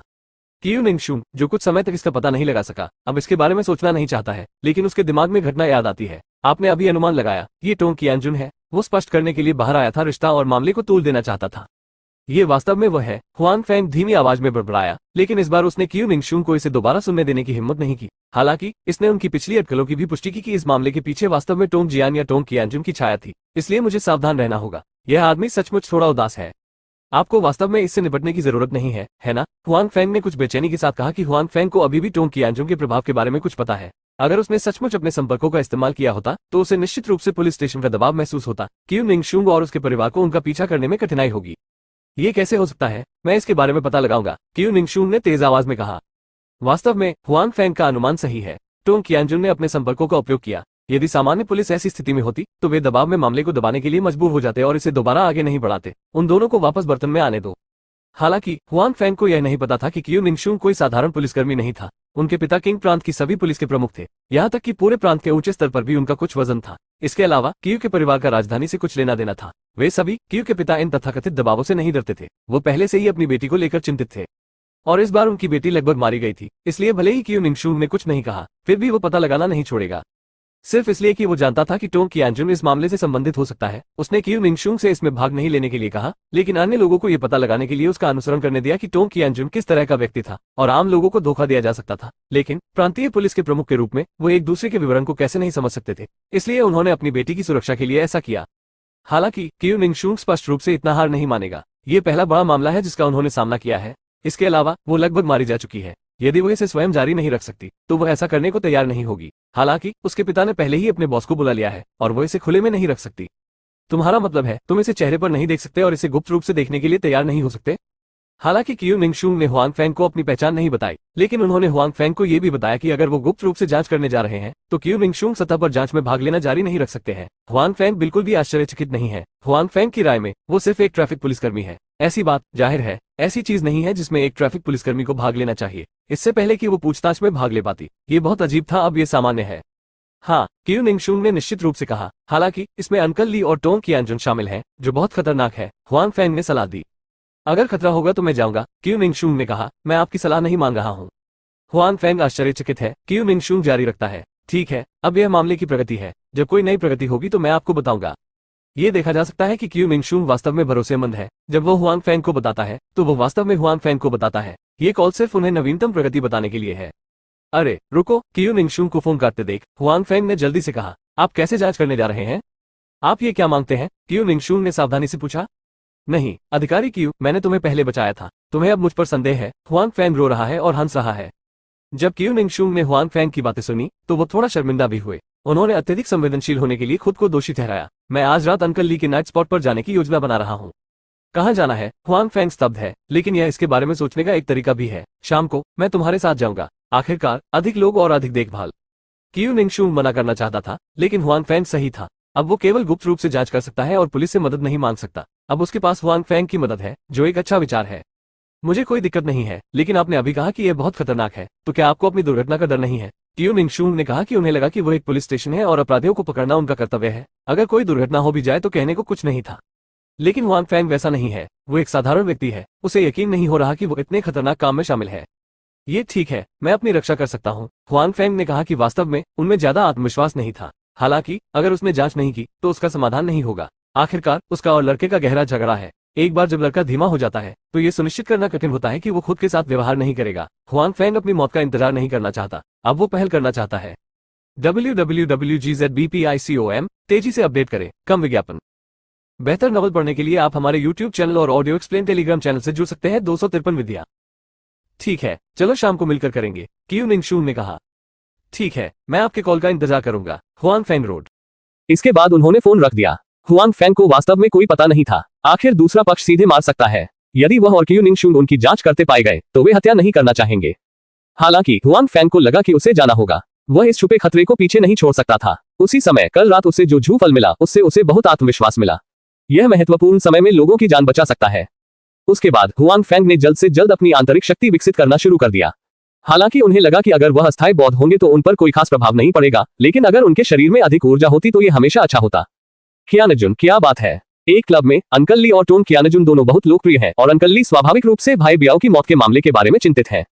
आप कैसे हैं? आप कैसे हैं? और क्या आपके अधीनस्थ इतने बहादुर हैं कि निर्देशक क्यू की बेटी को भी मार सकते हैं? ये कैसा साहस है, 1000 स्काउट्स के लड़के ने अधीरता से कहा। टोंग कियानजुन हाल ही में शायद ही कभी परेशान हुए हों। पहले तो उनके बेटे को पीटा गया और उसका पैर भी तोड़ दिया गया। वह ऐसा बेटा है, वह आमतौर पर बहुत कीमती होता है। अब उसे किसी ने तोड़ दिया है। स्वाभाविक रूप से वह हत्यारे को जाने नहीं देगा और अंकल ली को 2 लोगों को मारने देगा। मूल रूप से यह उसके लिए कोई बड़ी बात नहीं थी। हालांकि 2 लोगों की मौत हो गई, लेकिन थोड़ी परेशानी हो सकती है। हालांकि उन्हें विश्वास था कि उनके संपर्क और ताकत मामले को संतुलित कर सकते हैं और उन्होंने इस पर ध्यान नहीं दिया। और तो और जब तक अंकल ली का काम साफ सुथरा था, उन्हें दूसरे लोग नहीं जानते होंगे। ये सिर्फ इतना है कि उन्हें उम्मीद नहीं थी कि यह मामला अब न केवल उजागर हो गया है, बल्कि इसमें निर्देशक कीव की बेटी भी शामिल है। अंकल ली के आदमी निर्देशक कीव की बेटी को मारने के लिए काफी साहसी है। इस तरह की बात सोचने की भी उनकी हिम्मत कैसे हुई? भले ही वे खुद ही क्यों न हो, लेकिन अंकल ली के 2 बेवकूफ आदमी ऐसा करने की हिम्मत करते हैं। अब निर्देशक कीव को इसके बारे में पता है और वो बहुत गुस्से में है। इसकी गहनता से जांच करना समझ में आता है। आखिरकार चूंकि वो किन्गई प्रांत में पुलिस का प्रमुख है, इसलिए ये कहना मुश्किल है कि उसके अधिकार क्षेत्र में कोई हत्या हुई है। उनकी बेटी को लगभग गोली मार दी गई है। भले ही यह उसका अपना काम हो, वो इसे सहन नहीं कर सकता। इसलिए भले ही टोंग कियानजुन एक रिश्ते की तलाश में है, इसका ज्यादा प्रभाव नहीं पड़ता है। निर्देशक कीव गुस्से में है और पूरे प्रांत की पुलिस घबराई हुई है। अब उन्होंने इस मामले को एक बड़े मामले के रूप में सूचीबद्ध किया है और एक विशेष टीम का गठन किया है, जो जाहिर तौर पर गहनता से जांच करेगी। मुझे उम्मीद नहीं थी कि वे निर्देशक कीव की बेटी से मिलेंगे। अंकल ली ने बताया कि वे बदकिस्मत थे, भले ही वे पुलिस द्वारा पाए गए थे, लेकिन दूसरी तरफ निर्देशक कीव की बेटी थी। इसके अलावा मुख्य बात यह थी कि वे उसे गोली मारना चाहते थे, जबकि उन्हें दूसरे पक्ष की पहचान नहीं पता थी। यदि उन्हें दूसरे पक्ष की पहचान पता होती तो वे यह व्यवस्था नहीं करते। अधिक से अधिक उन्होंने 2 लोगों को बैग के शीर्ष पर निर्देशक कीव की बेटी के पास जाने दिया होता। अगर कोई निकट दुर्घटना नहीं होती तो निर्देशक कीव का अब यह रवैया नहीं हो सकता है। हालांकि अब इन सब बातों के बारे में सोचना बेकार है। अब हम जो कर सकते हैं वो है समस्या को हल करने का रास्ता खोजना। मुझे उम्मीद नहीं थी। क्या आपका टीएम स्वर है? लड़के कियानजुन ने गुस्से में कहा, क्योंकि वह किसी बात पर चर्चा करने गया था। हो सकता है अब किसी ने उन्हें इस मामले से जोड़ दिया हो। अगर सामान्य पुलिस भी ऐसा करती है, अगर निर्देशक कीव उसे इस मामले से जोड़ते हैं, तो उनका भावी जीवन आसान नहीं होगा। जब उन्होंने टोंग कियानजुन की बातें सुनी तो अंकल ली थोड़ा भौचक्के रह गए। ऐसा कोई भी देखना पसंद नहीं करेगा, लेकिन अब टोंग कियानजुन के रवैये ने उन्हें बहुत दुखी कर दिया। वो खुद को पूरी तरह से अपना छोटा भाई मानते थे। हालांकि कई साल पहले चेहरे पर उनकी स्थिति उनसे इतनी हीन थी, जब हम सड़क पर एक साथ मिलते थे तो कोई भी दूसरों से श्रेष्ठ नहीं होता था। कियानजुन, आपने हमें ऐसा करने के लिए कहा था। हालांकि अब कुछ दुर्घटनाएं होती हैं, वे अप्रत्याशित भी होती हैं। कोई भी उन्हें देखना नहीं चाहता है। अब हमें जो करना है वो जल्द से जल्द इससे निपटने का रास्ता खोजना है। हम कर सकते हैं पुलिस को हम पर ध्यान केंद्रित न करने दे। अंकल ली ने गहरी सांस ली और अपना गुस्सा शांत किया। उसके सामने मौजूद मामले से निपटने के लिए उसे अभी भी टोंग कियानजुन की मदद की जरूरत है। यह निश्चित रूप से उनके पूरी तरह से खत्म होने का समय नहीं है।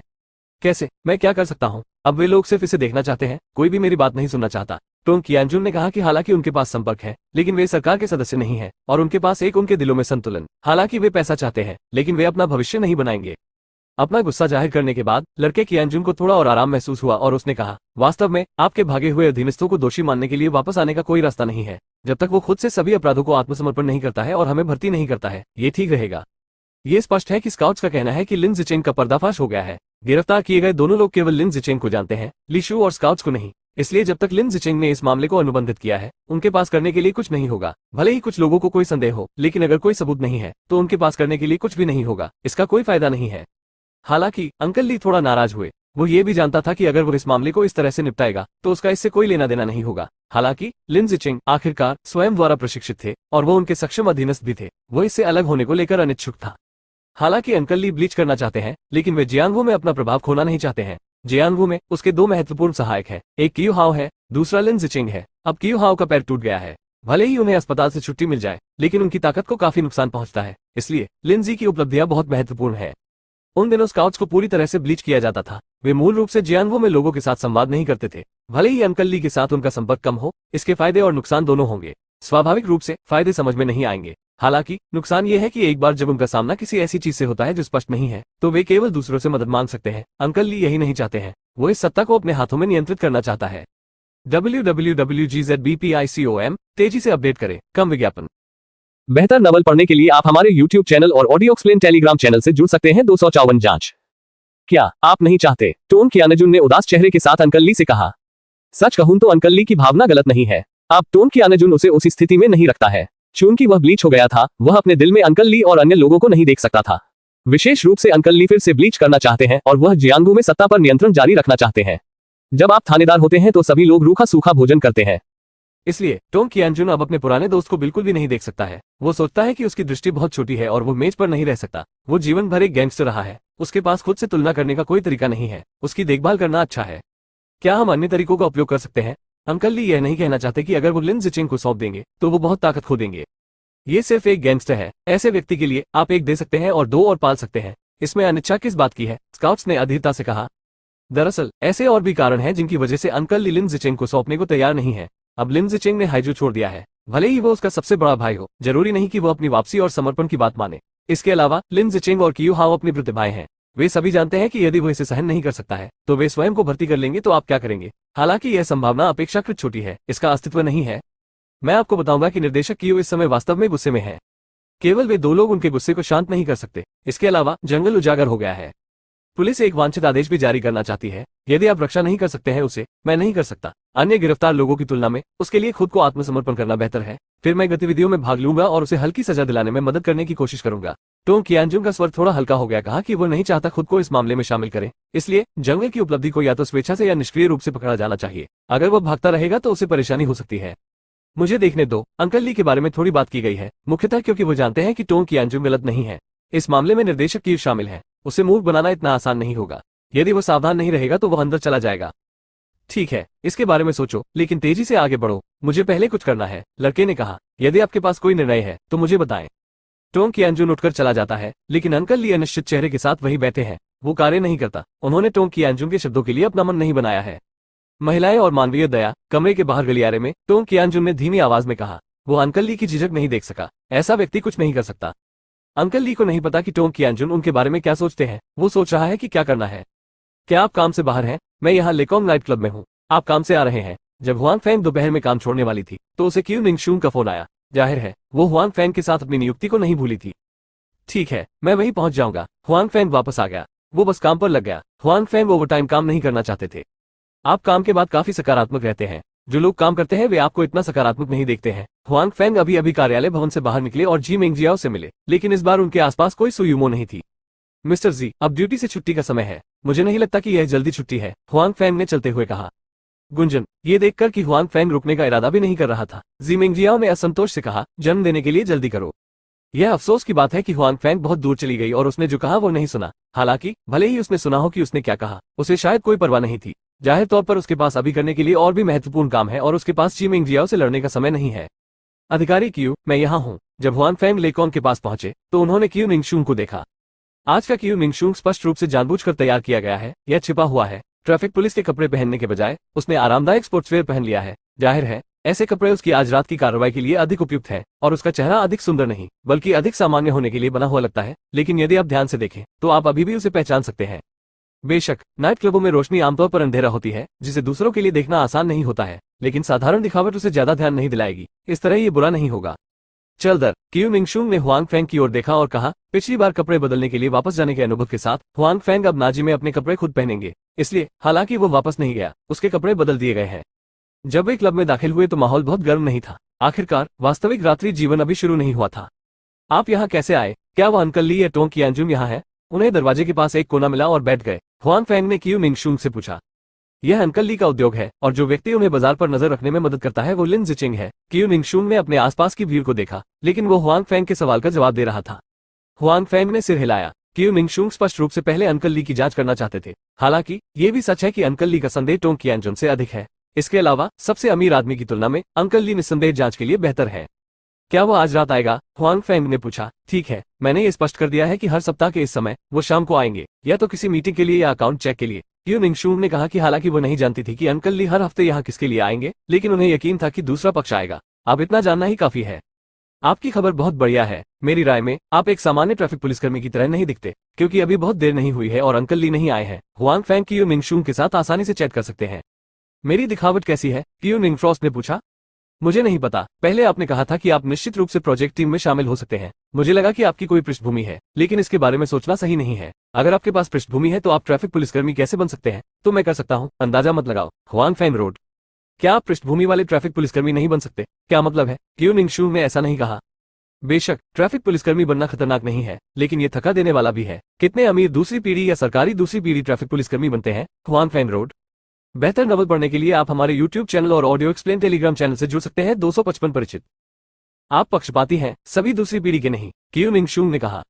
तो आप वास्तव में अपमानजनक है, हुआंग फैंग ने मुस्कुराते हुए कहा, लेकिन उसकी विशिष्ट पहचान नहीं पूछी। कियू निंगशुन बस मुस्कुराया और उसके पास कहने का कोई मतलब नहीं था। जैसे जैसे समय बीतता है, अधिक से अधिक लोग यहाँ आते हैं, उनमें से अधिकतर युवा होते हैं। सीन भी व्यस्त होता जा रहा है। हालांकि हुआन फैंग इस माहौल से बहुत परिचित नहीं है, लेकिन वह अजीब नहीं है।